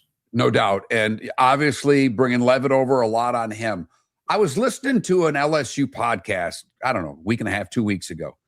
And the guy that covers LSU said the thing that surprised him at the time that they're able to go to spring ball and watch what they watch was just how hard Lane was. Lane has this persona that he's, the fun guy to be around. He says, man, the practices aren't. He gets on guys. He gets on linemen. He expects, perfection on drills. If not, you're doing it over and over again. And I hadn't really heard that. And that's a side of Lane that I've not seen. But that seems to be, I think, what this team might need, right, Matt? Well, look, man, I went to every minute of practice availability they allowed in spring, and Lane actually gave us a ton of access. He's been great as far as that. I mean, we got to see full practices, which doesn't happen in college. It's maybe people aren't familiar. Like in the NFL, they have mandated media availability. You do not have that in college. It's up to every coach's discretion if they let the media in. And Lane let us watch full practices. Like we got to go watch 2-hour scrimmages in Tiger Stadium, 11 on 11. Like we got to watch a ton. I can't say that I saw Lane like yelling, screaming, like Junction Boys type stuff. It wasn't that. But the thing that I noticed most is just the tempo. They will have 3 different drills, like team drills, going simultaneously at a frenetic pace. So effectively, in the same or shorter amount of time, they get more accomplished. I've talked to a lot of those guys, players I was able to interview, and especially the defensive guys who after practice, they were beat. It's like, man, I've never been through anything like that just because the pace they go at. And when you think of it, when you're going and repping against an offense that goes fast, when you get to the season, it should help because LSU is going to face some of the fastest offenses in college football. Ole Miss, Will Stein's now at Kentucky, Ryan Silverfield at Arkansas, Alex Golish at Auburn. They're going to face offenses that go at a breakneck speed. And so facing it every day in practice, facing their offense every day in practice is the idea is that it should condition the defense to be ready for that once the season starts. What's the best part about this offense? I mean, we all know how good he is to run an offense, but is there a couple of skilled guys that are, of what LSU expects, quite frankly? I mean, we've seen the receivers, we've seen great running backs, we've seen a lot of greatness out of this school in the last 20 years. Is there greatness on this offense? So it's interesting at receiver. I don't know. You're not going to see Jamar Chase or Justin Jefferson at receiver. And I think that's by design. Lane, he even said, the way he manages, as he calls it, his cap at that position, he's not going to go get the one top tier guy because he wants 4 to 6 guys that can all roll at their tempo. So in a different era, maybe he could have done that. But in this, where you have to pay a Cam Coleman $4 million, they're not going to pay Cam Coleman. They'd rather pay 6 guys. If you want a name to know, if people don't know it yet, it's Trey'Dez Green. He was 5-star tight end, but Mark, he ain't no tight end, man. He's 6'7", 240. I got to sit down with him for about 15 minutes at SEC Media Days last week. I've known Trey'Dez since he was in high school. He's a local kid. He was a 2-sport guy, basketball. So think, the Jimmy Graham, Antonio Gates, think the basketball guys converting to tight end. And he's still so raw. He only played 1 full season of high school football. So you're talking about a guy that is still just learning the game, but physically you look at 6'7", 240 and his athletic ability and his length. Look, in spring, they lined him up everywhere.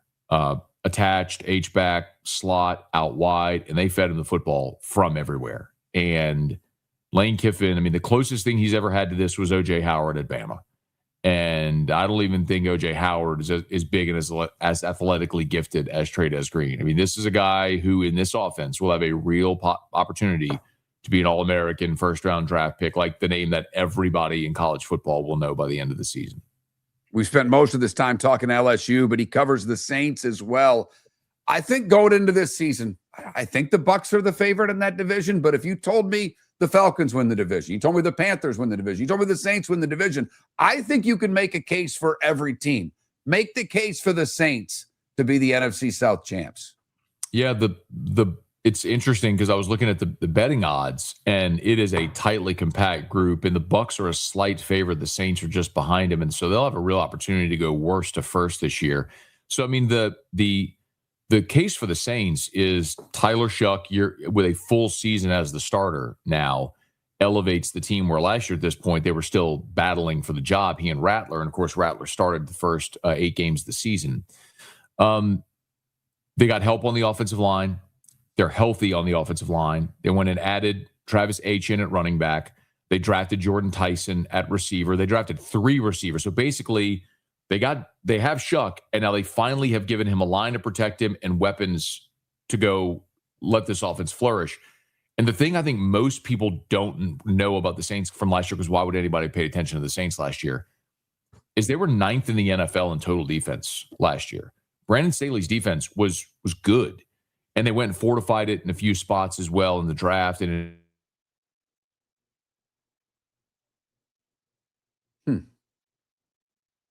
Lost Matt there for a moment. Don't know what happened. This has been an ongoing thing. I lost Jake at the end of my time with him, and it looks like I've lost Matt as well. Not a contending team, but they could be a team that finishes 9-8, as you mentioned, and win a bad division and host a wild card playoff game.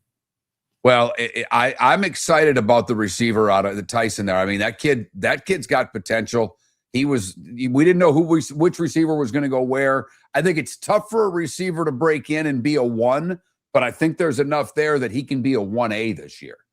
And remember, Chris Olave's there, and he had a career year last season. So Olave's up for a contract. There's a lot of talk about that, and that may get done at some point during training camp this year. But Olave, Jordan Tyson, the idea is them as a 1-2 punch could be pretty dynamic. Who are you taking to win the SEC? Like I made the talk earlier this morning. Texas supposedly has the best roster, yet everybody's picking Georgia. I'm not sure that's the smart move. Arch was great the second half. Everybody had forgotten about him. But can Sark get it done? And if you were to pitch that $20 bet, where would you put it? Yeah, so we were at media days last week, and everybody does their order of finish and their champion. Texas and Georgia were the overwhelming favorites, the two of them, and I think that's right. And Georgia's schedule, by the way, if you haven't looked at it, just you take a gander and you'll go, okay, well, I get it. So Georgia should be in the game. I did pick Texas, so I picked Texas to win the SEC. I think the surprise for many people, I had Oklahoma third. And that's a team that we're probably not talking enough about. The schedule's brutal, but it's the SEC. Everybody's schedule's tough. They had the best defense in college football last year, which many forget about. And John Mateer played 2/3 of the season basically with one hand. If he's healthy and with the weapons they added on offense, another year there with Mateer, I mean, that's similar like we're talking about the Saints. If that offense is 20% better, I think Oklahoma is not only a threat to make the playoff, but to win, but to be the national champion. Remember, they were up 17 on Bama in that playoff game and just gagged it away.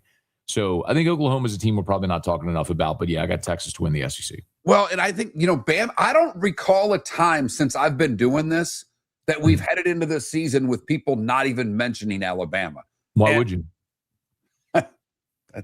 You might be right. I mean, they're going to play probably a redshirt freshman at quarterback. They have gotten to be weak and soft on both lines of scrimmage, which is the most anti-Nick Saban thing. The culture and roster that Saban had spent 2 decades building has completely eroded. It's Kalen DeBoer's team. I mean, it's his thumbprint on it, and it's a reason they've lost 4 games the last 2 years. Do they have the money to survive in the new SEC? I think you could ask that to every question, to every team. It's more about, I think, allocation of resources. If you're going to go in the portal, you got to hit. You can't spend money on a quarterback and miss. We talked about Sam Levitt earlier. I mean, whatever LSU is going to be this year, it's got to be at Sam Levitt at his peak. Look, LSU spent $18 million on their roster last year and had the number 1 portal class, and then went 7-6. You got to hit. You got to hit on those guys. Yeah, ask Mike Norvell at Florida State about hitting in the portal. We know what's happened there. Matt Moscona does a great job. Baton Rouge, all over the state of Louisiana, joining us on Miller and Moulton. I want to do this again maybe as the season gets going before that LSU Ole Miss game. Good luck. Thanks for everything. And hey, college football, 32 days away, my man. Fired up for it. Thanks. Matt Moscona on Miller and Moulton. If you're a business who targets men, please know there is no better and more economical way to reach your target audience than us at Miller and Moulton. So let us help you make money. You can reach out to Mark at that Mark Miller or me at the David Moulton on X, or text us at 21,000. We have a proven product, a good reputation, and lots of quality segments that we can attach your company's name to. Miller and Moulton, we're like that old pizza box. You've had the rest. Now try the best. Miller and Moulton, millerandmoulton.com. Your roof is your home's first line of defense. At Pelican Roofing of Florida, Ronnie John and their team bring years of experience to protect what matters most, your family and your business. From residential repairs to large-scale commercial roofing, we deliver honest work, fair pricing, and quality you can trust. An upgrade on your roof can lower your insurance costs. Don't wait for a leak to turn into a disaster. Call the experts at Pelican Roofing today. 1-866-9-PELICAN. That's 1-866-9-PELICAN. Online at PelicanRoofingCompany.com. CCC 1332512. Floormeisters just doesn't sell Cortec and carpet. They also sell a lot of wood. And what better time than now to stop in and see the nice folks at Floormeisters for some new hardwood for your home. With white oak wood starting at $4.99 a square foot, that makes it affordable for everyone. With 10 colors to choose from, they have a color for everyone. So stop in. 6281 Naples Boulevard, right next to Costco, or go to the web. It's floormeisters.com.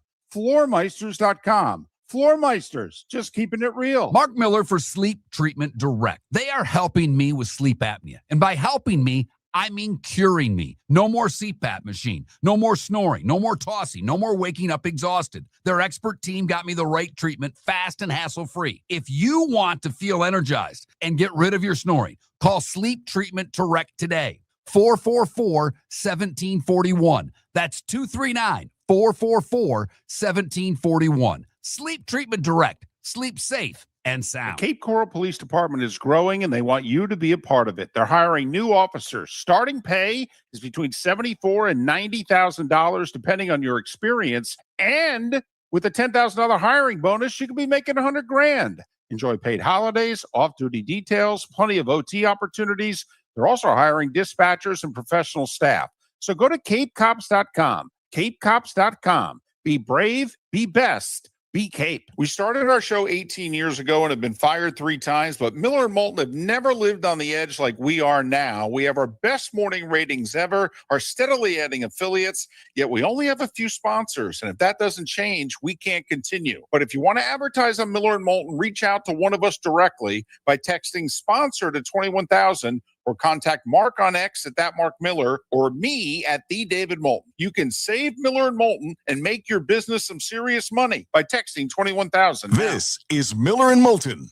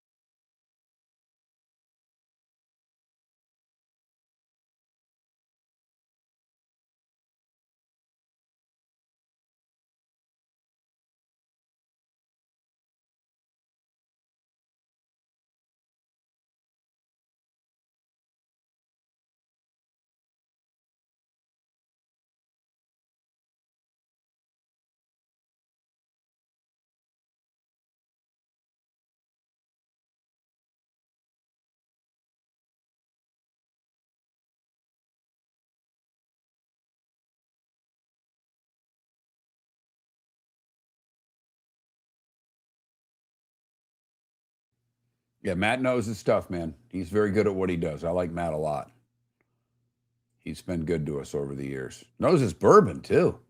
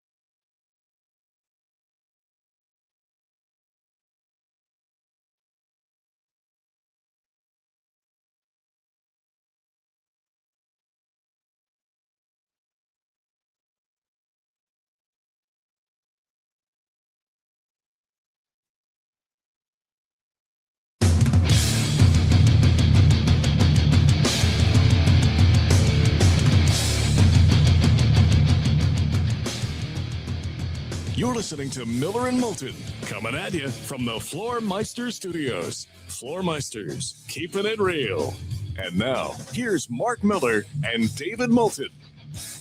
Miller and Moulton, the Pro Hour, as I like to say. Jacksonville and Tampa. How you doing? Miller and Moulton, millerandmoulton.com. Miss any of the show? Well, you can pick it up online. millerandmoulton.com, among all of the different places that you can download your favorite podcasts. We're there as well. So today we've had a pretty good guest list. I actually played the nepotism card and threw my son on for a bit. Jake joined us this morning for a few segments. As things go on, he may do a few more Tuesday mornings with me. We shall see. Up to him more than it's up to me. And, well, we'll go from there. David will be back tomorrow. So David expected to be back Wednesday, Thursday, Friday. Pat Kerwin on the show on Thursday. Seth Everett tomorrow. Matt Baker is going to join us later in the week to talk some college football. We're beginning to line up the football season. As to our guest list, we kind of have, as we like to call it, appointment listing during the football season. So as things progress, we will keep you posted. Our poll question today, if you could only pick one game to go to this year, which would you pick? Ohio State at Texas, LSU at Ole Miss, or Miami at Notre Dame? LSU and Ole Miss, Miami and Notre Dame in a dead heat at Miller_Moulton on X. LSU, Ole Miss, a few more votes in the YouTube and Twitch chat rooms. For the record, I voted LSU at Ole Miss. Would love to see Miami at Notre Dame, and I would really like to see it in South Bend. I've been lucky, I've got to start knocking off more college football stadiums. Because as I was telling Jeff Cameron when we talked off air last week, I know this is sacrilege to all you Floridians. I've never been to Doak. Never have. I've seen games at the Swamp. I've been to a Florida State-Miami game at the OB. I've not seen a Canes game since they've been exclusively at Hard Rock. I don't really think I'm missing anything. I mean, there are certain games that are worth going to, but I have trouble, and I don't know about you, and this might be a flaw on my part, and if it is, I'll take it. But seeing college football games in a predominantly pro stadium doesn't do it for me. Like, I would have even if Pitt turned out to be good again, to go see a Pitt game where I've seen Steeler games, it's like, yeah, I'd rather be here on Sunday. And I say the same thing about Hard Rock. So, You know, if I've been to Bucks games, I've never been to a Jags game in Jacksonville. A little bit further away than I want, but I've been to that stadium for a couple of Georgia-Florida games. I've been to one before the redo. I've been to one with the latest redo. And I'm sure I will go to one after they redo it this next time. But to go up for a Jags game on a Sunday is a little difficult with a Monday show. I never went to a Falcons game the entire time I lived in Atlanta. But I'd never been to a Georgia Tech game. Georgia Tech is a cool looking stadium to me. And I guess just because I would pass it on the way to work driving down I-75 every morning, I just always thought, wow, that's fascinating. It's right there on the highway. But in the Big Ten, you know, I've been to Ohio State a long time ago. I've been to Michigan, obviously. And I graduated from Michigan State, so I saw plenty of games there. I went to Northwestern once for a Spartan game. It was fun. We made it in the game at halftime. Had no idea the game had started. Tailgating was fun. I was with a bunch of people from Chicago. There was so little atmosphere about the game. We didn't know. We just kind of, oh, crap, it's halftime. Let's go watch a half of football. Northwestern was bad at the time. Wisconsin, I was at a game for a bad Wisconsin team. It was a long time ago. I want to say it was 1988, I believe. I'm not 88 or 89, but I think 88. And I flew out, a buddy of mine. I had just moved to Madison, and we went to see him, or I went to see him. His dad flew me out so I could drive back with him before college started, because Michigan State at that point, they were on quarters. So we didn't start in the fall until mid-September. Everybody else had been long back in school, and we had not started yet. So we went to Milwaukee. I think we saw a Brewers game, saw a good friend of ours who went to Marquette. And then on Saturday, we decided to see Western Michigan play Wisconsin. And this is before Wisconsin was good. And Madison's amazing. That football stadium's fun. This was a bad Wisconsin team. I think the whole jump around thing would be fantastic if they ever get good again. But those are the Big Ten stuff. I've not seen a lot. You know, I've been to South Carolina. I've been to LSU. I've never been to Neyland. I've been to Vandy once. There's nothing worth seeing there. So there's a lot of stadiums I'd like to take in. And it's one of the things, it was fun having Jake on with me this morning. He and I have talked about it, and he loves his Bulldogs. But I'm like, let's just pick some games that have nothing to do with the team you root for. Let's just go spend a Saturday on a college campus and take in whatever it is to offer. Like one of the teams, believe it or not, Nebraska would be high on my list because I've heard the people are so damn nice. And it would just be, to me, a fun college football game atmosphere to go to. I've heard the same about Iowa, believe it or not. Now, I have a lot of friends who are tied in with the Hawkeyes, so I know I can make that happen. It's just jumping a flight and, going to Iowa. Who's ever said that? And the odds are you're not going to see a lot of scoring, and Iowa's probably going to win the game, 13-10. But what's the stadium you'd most want to go to? And that's what I think part of this is. With the three games we picked, Ole Miss to go to the Grove, I think would be spectacular. And for that LSU game would be a lot of fun. Old Ohio State at Texas, would love to go to a game in Austin. It's an amazing city. And I've been to South Bend. So Miami at Notre Dame would be special. But I saw Michigan at Notre Dame when they were both really good. I was still in high school for that one. Javier in the chat room says A&M fans are terrific. I've heard the same thing. I think it's a cult, and I think they're, on the border of being nuts that they have yell practice. There's a lot about Texas A&M that really I question. But I'm with Javier. I've heard that it's as friendly of a place to go see a game, as long as they're not playing Texas, that you can go to. But we put three of them up for our poll question today. Ohio State at Texas. Whew, that's going to be a doozy. LSU at Ole Miss. and Miami at Notre Dame. All terrific games, all with a lot of meaning. Because what if Ohio State beats Texas? You know, Texas is supposed to be right there this year. They're supposed to win the SEC. Yeah, there's 3 Big Ten teams that are in the top 5 with Indiana, Ohio State, and Oregon. But the Longhorns have invested a lot into this team. If they lose this game, they still have road games at Tennessee, LSU, and A&M. Neutral site game with Oklahoma. And they host the Gators, and Mississippi. So, yes, they're going to be I don't know about heavily favored, but it should be, somewhere 7-10 against the Gators. And Ole Miss, depending on what happens with that game against LSU, Ole Miss is another team. I don't know what to expect from them this year. They've got the quarterback and a whole new coaching staff. But they have Louisville in a neutral site game week 1. Then LSU and Florida back-to-back. Then at Texas, they host Georgia. They go to Oklahoma. So I don't think Ole Miss is a playoff team. But if they beat LSU and have already beaten Louisville, it will be interesting to see,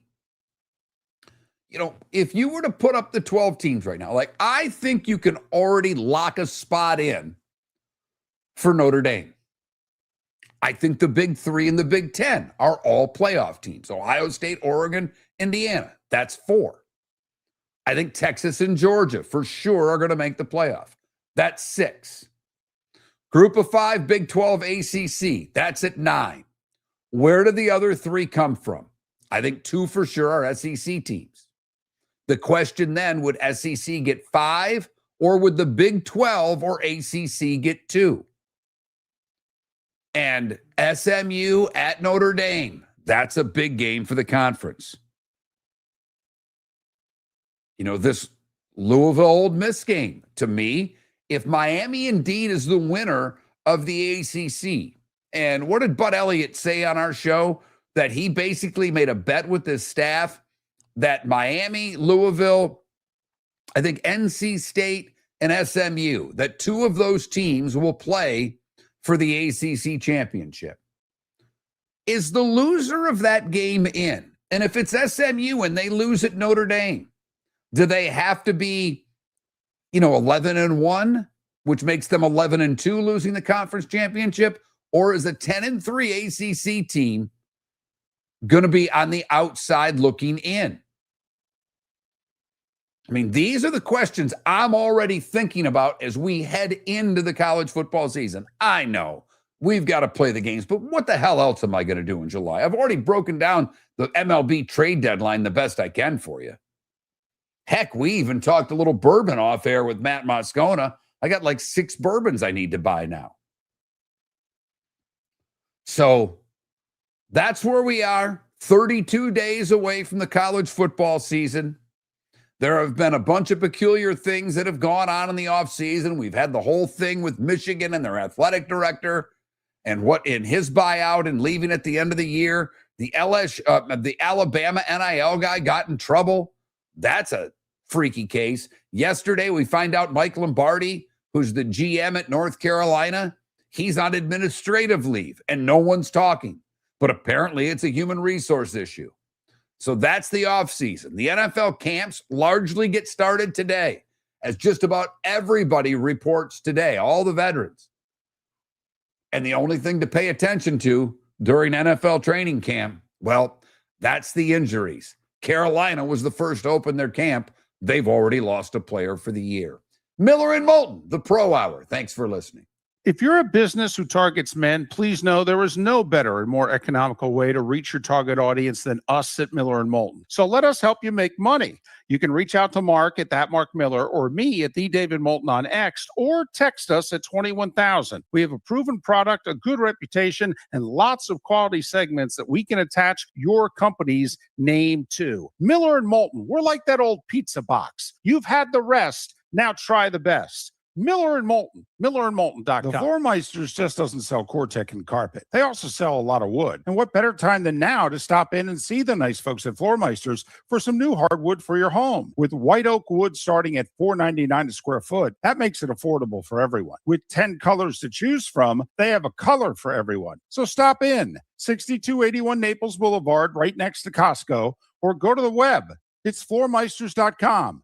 Floormeisters.com. Floormeisters, just keeping it real. Your roof is your home's first line of defense. At Pelican Roofing of Florida, Ronnie John and their team bring years of experience to protect what matters most, your family and your business. From residential repairs to large-scale commercial roofing, we deliver honest work, fair pricing, and quality you can trust. An upgrade on your roof can lower your insurance costs. Don't wait for a leak to turn into a disaster. Call the experts at Pelican Roofing today. 1-866-9-PELICAN. That's 1-866-9-PELICAN. Online at PelicanRoofingCompany.com. CCC 1332512. Cape Coral Police Department is growing and they want you to be a part of it. They're hiring new officers. Starting pay is between $74,000 and $90,000 depending on your experience. And with a $10,000 hiring bonus, you could be making $100,000. Enjoy paid holidays, off-duty details, plenty of OT opportunities. They're also hiring dispatchers and professional staff. So go to CapeCops.com. CapeCops.com. Be brave, be best, be Cape. This is Miller and Moulton.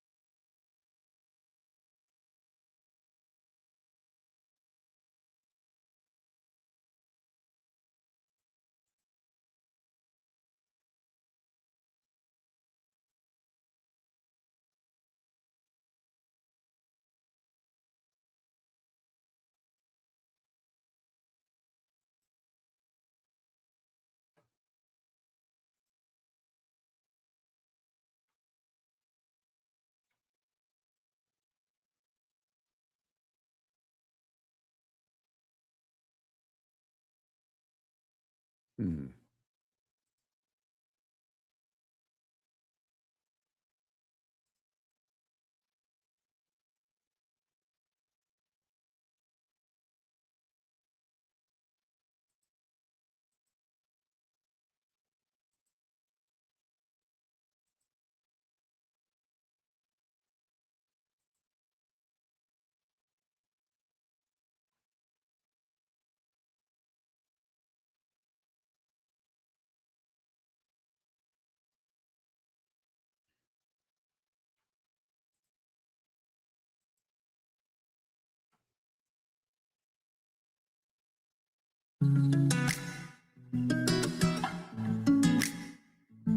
Welcome back to Miller and Moulton. Text the guys what's in your mind at 21,000.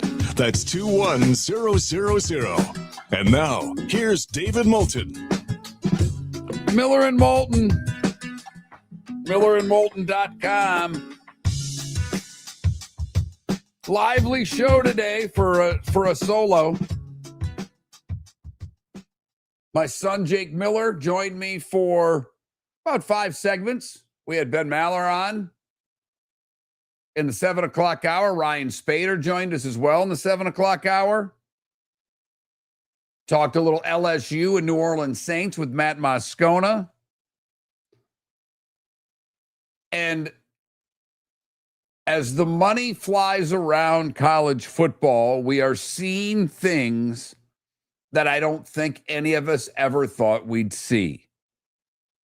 For instance, Ohio State has partnered with JP Morgan Chase, giving JP Morgan Chase jersey patches on all 36 Ohio State teams. Apparently, for the jersey patches and whatever else they're going to get, the Buckeyes are getting $17 million per year. I mean, that's almost as much as their offense costs. So I just look at what is going on in college football in order to be all in. And is it messy? Yes. But here's the problem. Without this Protect College Sports bill, I mean, it's not going to see the floor in Congress this session. They basically said before they have their recess next month, it's not going to happen. They're not going to do this vote before the elections in November. So we're going to enter the college football season with the same rules we had before. And if spending has gone up at the rate that it's gone up in the past couple of years, there's now nothing stopping it from going up in the future. Nothing. There are no guardrails. And this is something that Miller and Moulton wanted. Not the no guardrails part, but we wanted the kids to get paid. We did. The NCAA blew this so long ago. And this is where it's gotten us. This could have been done. I don't know if it would have been done 10 years ago. Would we have ended up with the litigation that we've had? And I think most of us hate seeing our sports end up in court over this stuff.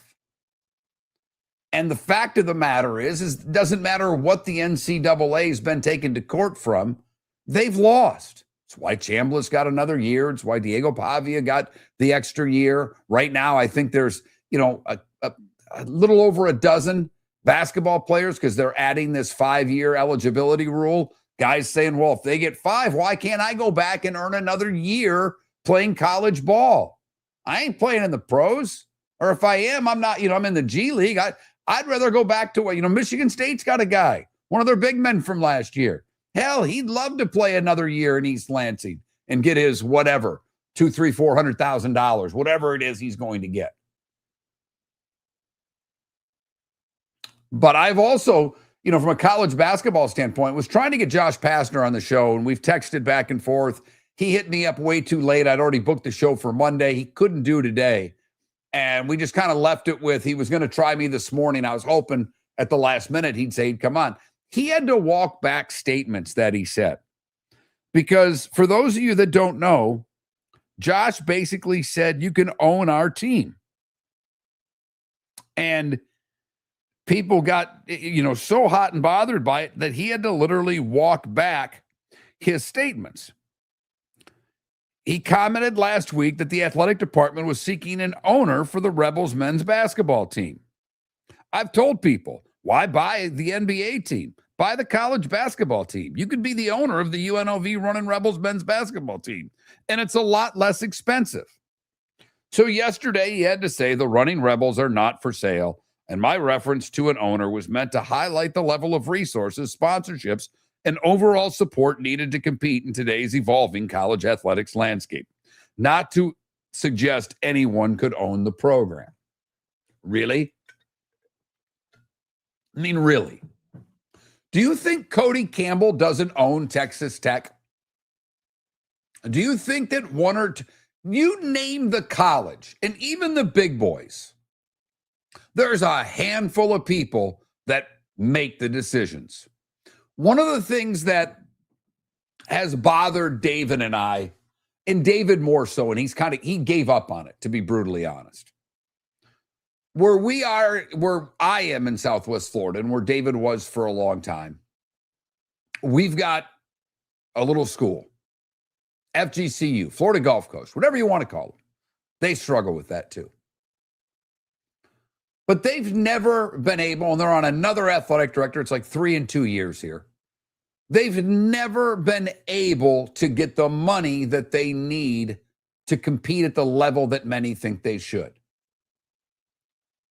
Not more than, 20 miles from campus is one of the most expensive zip codes in the nation. There's plenty of guys and gals and families down there that could literally stroke that check that Josh Pastner's talking about and turn this university from a little ASUN team into a major player in college basketball.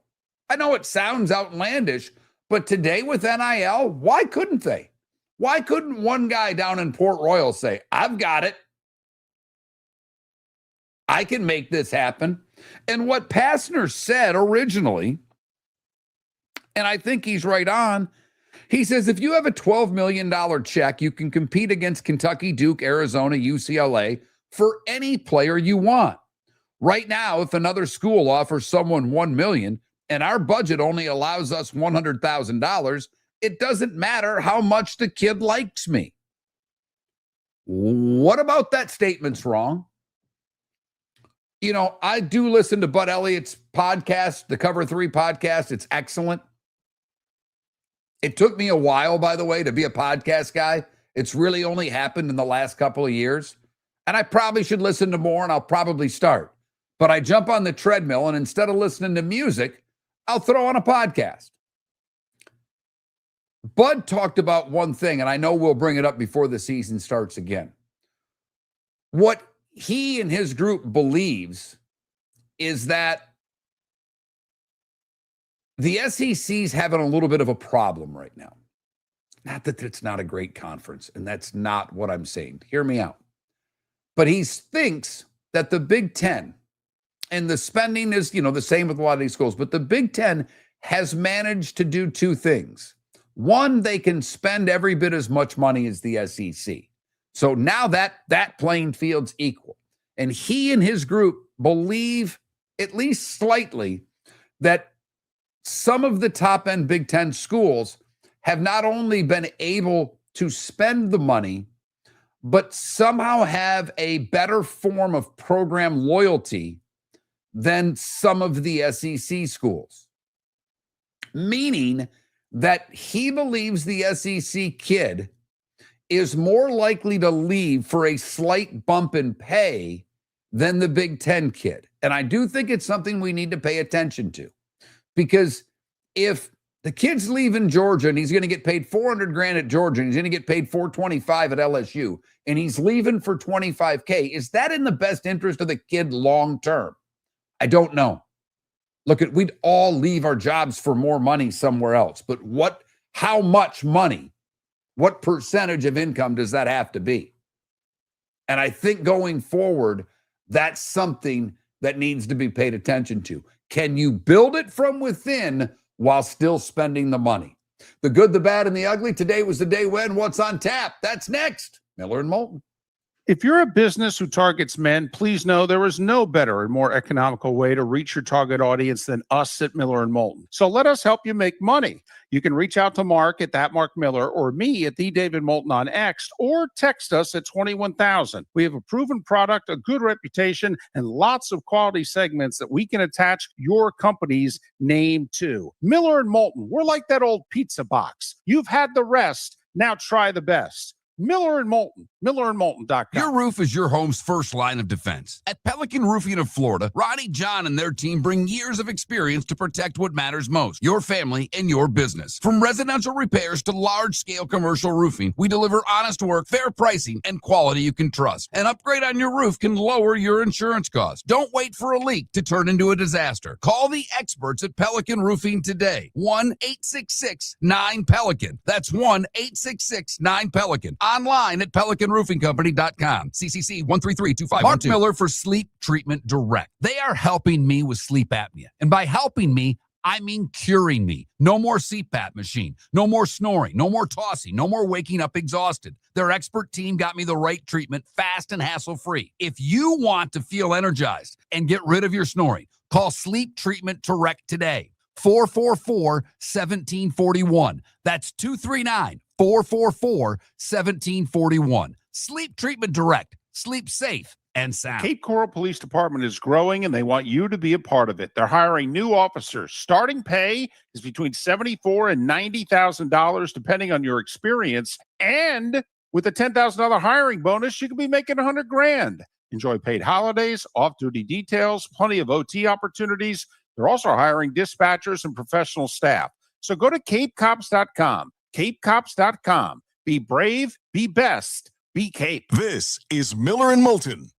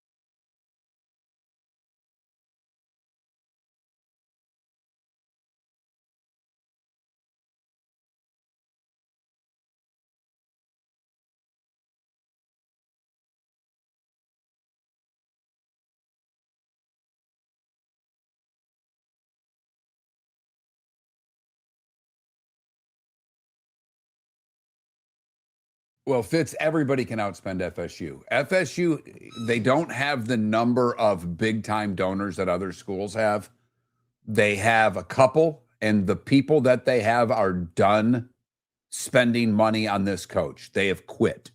Miami has money, and they have faith in Cristobal. I mean, what's-his-face Ruiz is done, but they still are getting money. I don't think they can outspend Florida, but Florida is in the same campaign as, Florida State to a little degree, in that they had to get the money back.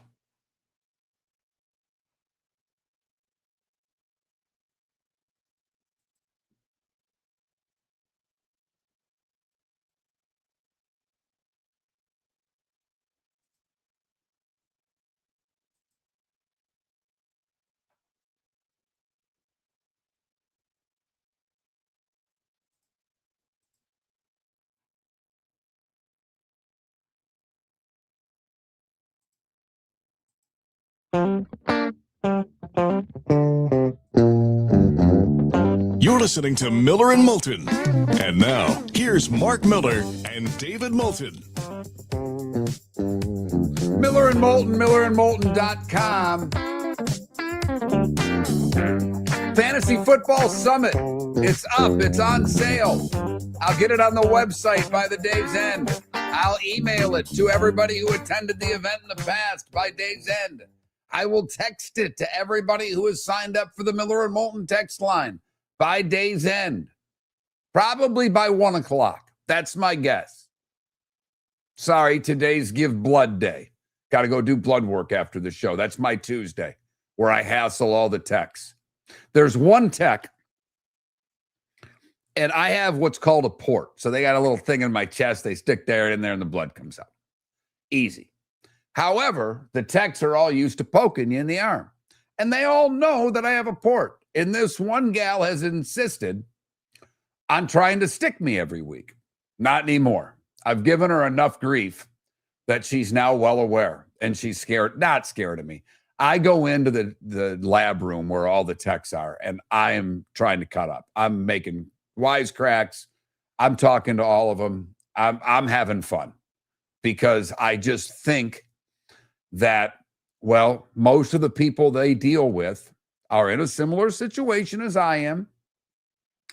But I ain't going to let cancer get me down. I just won't do it. I'm going to win. I'm winning, and I plan on winning this by the time it's all done. So when I go in, I have a little bit of fun with these gals. And now the lady who sees me, she goes, uh-oh, no, I'm not doing because you have to do your vitals before they take your blood. And when she's doing vitals, she just gets in the habit because it's repetition. She does this, a few dozen times a day. And she just gets in repetition, goes to wrap that arm so she can get blood. And it's like, not today. So we have a little fun in there every day. So I'm heading over there after the show. Got to do a couple things for the kid. And then I'll get this information out to everybody. In the meantime, however, it's that time again, nearing the end, but not quite there yet. Here's Mark Miller with Today Was the Day When.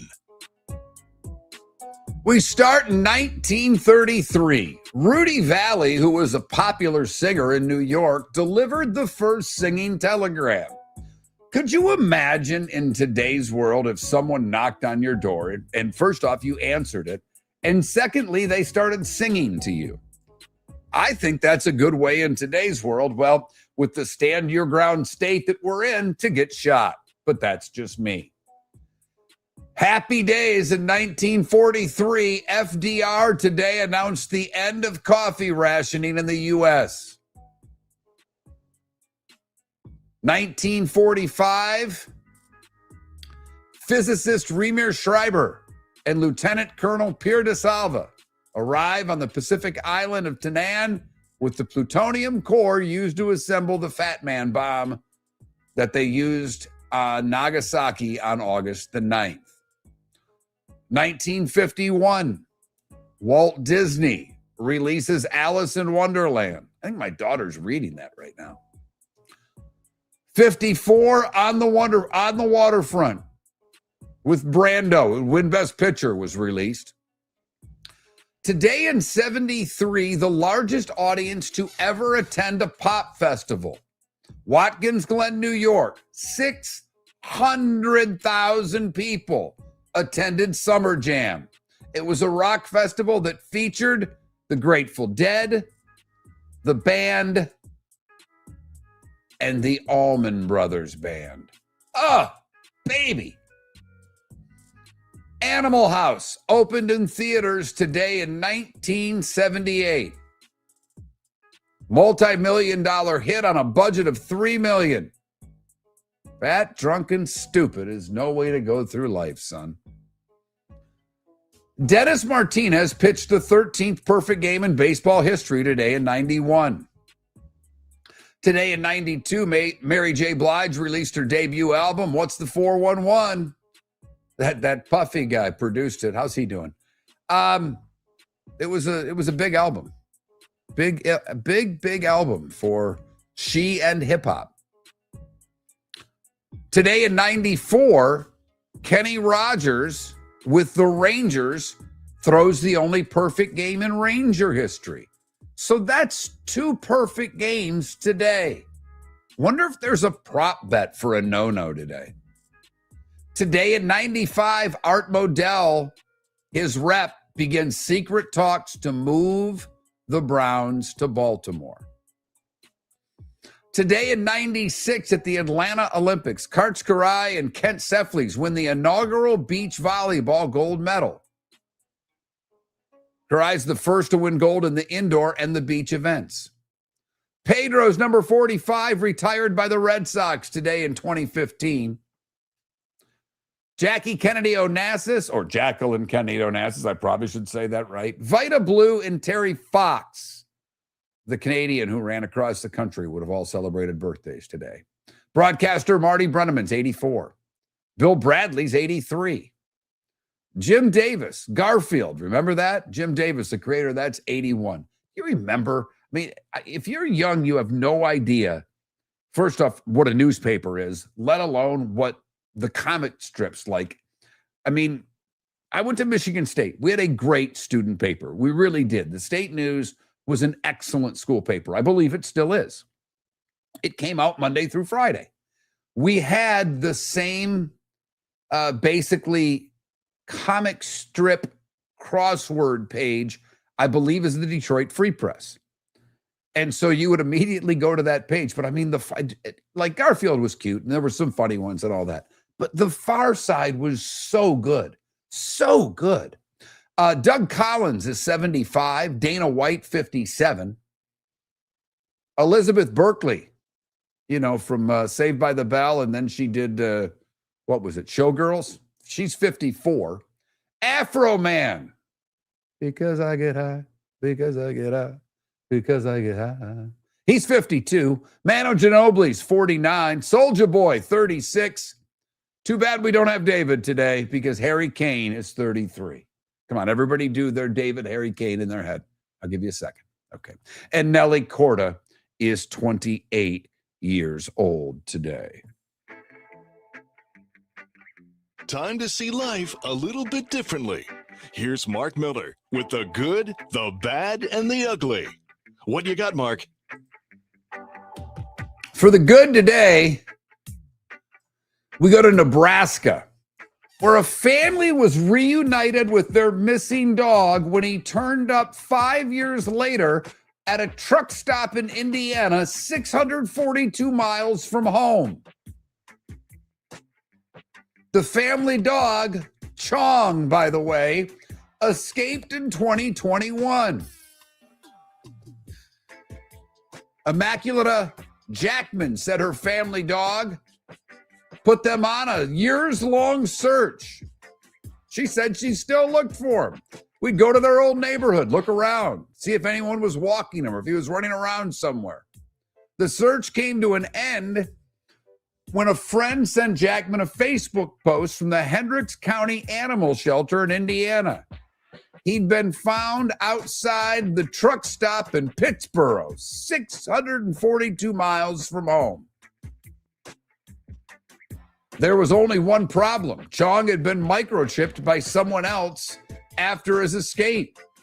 So they had to follow protocol. They attempted to contact the phone number. They did not receive a response after the 3 days they had to wait. Chong was put up for adoption, and they made the drive to reunite Chong's brother, Cheech, with Chong. So Cheech and Chong back together. For the bad, we go to Colorado, where deputies responded to a break-in. The Douglas County Sheriff's Office posted a video to social media showing the two that had broken into a home. They were bear cubs. They were found ransacking cat food inside the Roxborough, Colorado home. Fortunately, Mama Bear was not there, and Parks and Wildlife helped the deputies escort the baby bears out of the home and back into the nearby woods. Finally, the ugly, we come back to our home state, where Volusia Sheriff's Office activated their aviation unit and were led on a chase by a convicted felon. He fled a traffic stop and started tossing bags out of this window.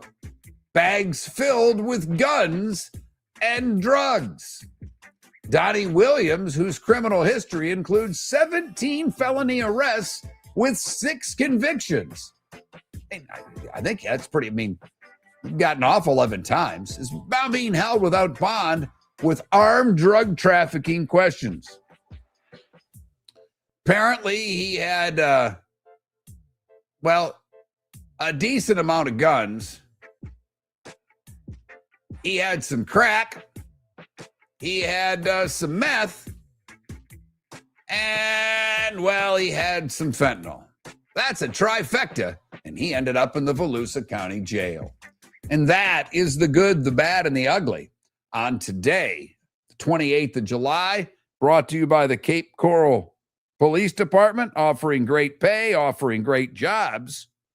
For more information, you know where to go. CapeCops.com. CapeCops.com. Well, Cleveland and Cincinnati, a double dip today after their rain out yesterday. The Rays will host the Rangers. Rangers, a couple of first place teams there. Tigers and Orioles continue their series, as do Pittsburgh and Arizona. Philadelphia has Nola on the mound tonight, who's been struggling against Alcantara, who's been very good. Will it be Alcantara's last start as a Marlin? That's the question you really have to ask heading into the game. The Blue Jays and Nationals in our nation's capital.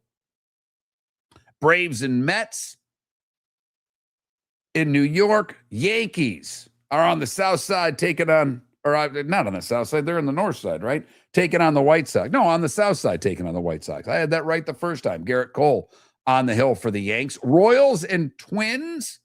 See if the Twinkies can get themselves to 500. Cubs and Cardinals. Astros are at the Angels. Rockies in San Diego. Boston continues on in Sacramento with the Athletics. The Brewers and Giants. And the Mariners on the road to start a series with the Dodgers. That's what's going on today in Major League Baseball. Hey, they're back, everybody. Get excited. We're past the All-Star break, and the WNBA tips off their second half tonight. See that enthusiasm on ESPN. Caitlin Clark and the Fever taking on Seattle. That one's at 9:30 for what it's worth. So they've got 5 games tonight in the WNBA. Caitlin Clark, 8.5-point favorite at Seattle, 9:30 the start for that one. David says he's back tomorrow. So if he says he's back, well, then damn it, he's going to be back. Our poll question today was about college football. Obviously, still time to vote. Miami and Notre Dame, LSU and Ole Miss, Ohio State and Texas. If you could pick one, which one would you go to? And right now, the Catholics and the Convicts just barely edging out LSU and Ole Miss on X. In the chat room, it's the other way around. LSU and Ole Miss with a slight edge over the Miami Notre Dame game.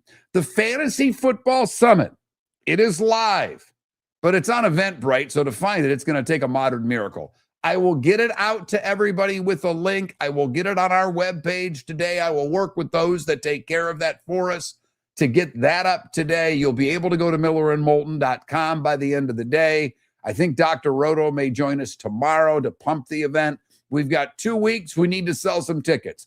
It is a great night. It really is. You will learn a lot. You will be prepared for this year's draft. And Dr. Roto will give you his strategies to help you win your league. Now, I will say personally with his advice, 2 years ago, I made the playoffs and made a run. Last year, no one cares about my team. I get that. But last year, every year, there's one guy that has a good team that doesn't make the playoffs. I was that team. I was that one game over 500 team that for whatever reason, everybody had their big week against me the first half of the season. I was leading the league in scoring, and I think at one point I was 0-3. It just, for whatever reason, I was losing 175 to 170. It happens. But I will say his advice is terrific. Not just his list of players, because you're going to get his rankings. His rankings are not going to be what ESPN or Yahoo. There's difference around that. And he does a terrific job of not just giving you his rankings, but giving you the proper systems, when to draft players, a draft strategy, things of that nature. And it's a good night had by all at the Doubletree, where Shoeless Joe Sports Cafe is in Fort Myers. More information tomorrow and later today. Enjoy the rest of your Tuesday, and thanks for listening. If you're a business who targets men, please know there is no better and more economical way to reach your target audience than us at Miller & Moulton. So let us help you make money. You can reach out to Mark at that Mark Miller or me at the David Moulton on X, or text us at 21,000. We have a proven product, a good reputation, and lots of quality segments that we can attach your company's name to. Miller & Moulton, we're like that old pizza box. You've had the rest, now try the best. Miller & Moulton, millerandmoulton.com. Your roof is your home's first line of defense. At Pelican Roofing of Florida, Ronnie John and their team bring years of experience to protect what matters most, your family and your business. From residential repairs to large-scale commercial roofing, we deliver honest work, fair pricing, and quality you can trust. An upgrade on your roof can lower your insurance costs. Don't wait for a leak to turn into a disaster. Call the experts at Pelican Roofing today. 1-866-9-PELICAN. That's 1-866-9-PELICAN. Online at PelicanRoofingCompany.com. CCC 1332512. Floormeisters just doesn't sell Cortec and carpet. They also sell a lot of wood. And what better time than now to stop in and see the nice folks at Floormeisters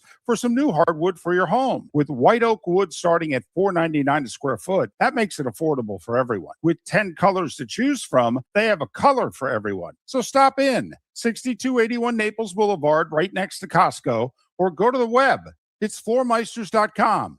Floormeisters.com. Floormeisters, just keeping it real. Mark Miller for Sleep Treatment Direct. They are helping me with sleep apnea. And by helping me, I mean curing me. No more CPAP machine. No more snoring. No more tossing. No more waking up exhausted. Their expert team got me the right treatment, fast and hassle-free. If you want to feel energized and get rid of your snoring, call Sleep Treatment Direct today. 444-1741. That's 239-444-1741. Sleep Treatment Direct. Sleep safe and sound. The Cape Coral Police Department is growing, and they want you to be a part of it. They're hiring new officers. Starting pay is between $74,000 and $90,000, depending on your experience. And with a $10,000 hiring bonus, you could be making $100,000. Enjoy paid holidays, off-duty details, plenty of OT opportunities. They're also hiring dispatchers and professional staff. So go to capecops.com. capecops.com. Be brave, be best. Be Cape. We started our show 18 years ago and have been fired 3 times, but Miller & Moulton have never lived on the edge like we are now. We have our best morning ratings ever, are steadily adding affiliates, yet we only have a few sponsors. And if that doesn't change, we can't continue. But if you want to advertise on Miller & Moulton, reach out to one of us directly by texting sponsor to 21,000, or contact Mark on X at that Mark Miller, or me at the David Moulton. You can save Miller & Moulton and make your business some serious money by texting 21,000. This is Miller & Moulton.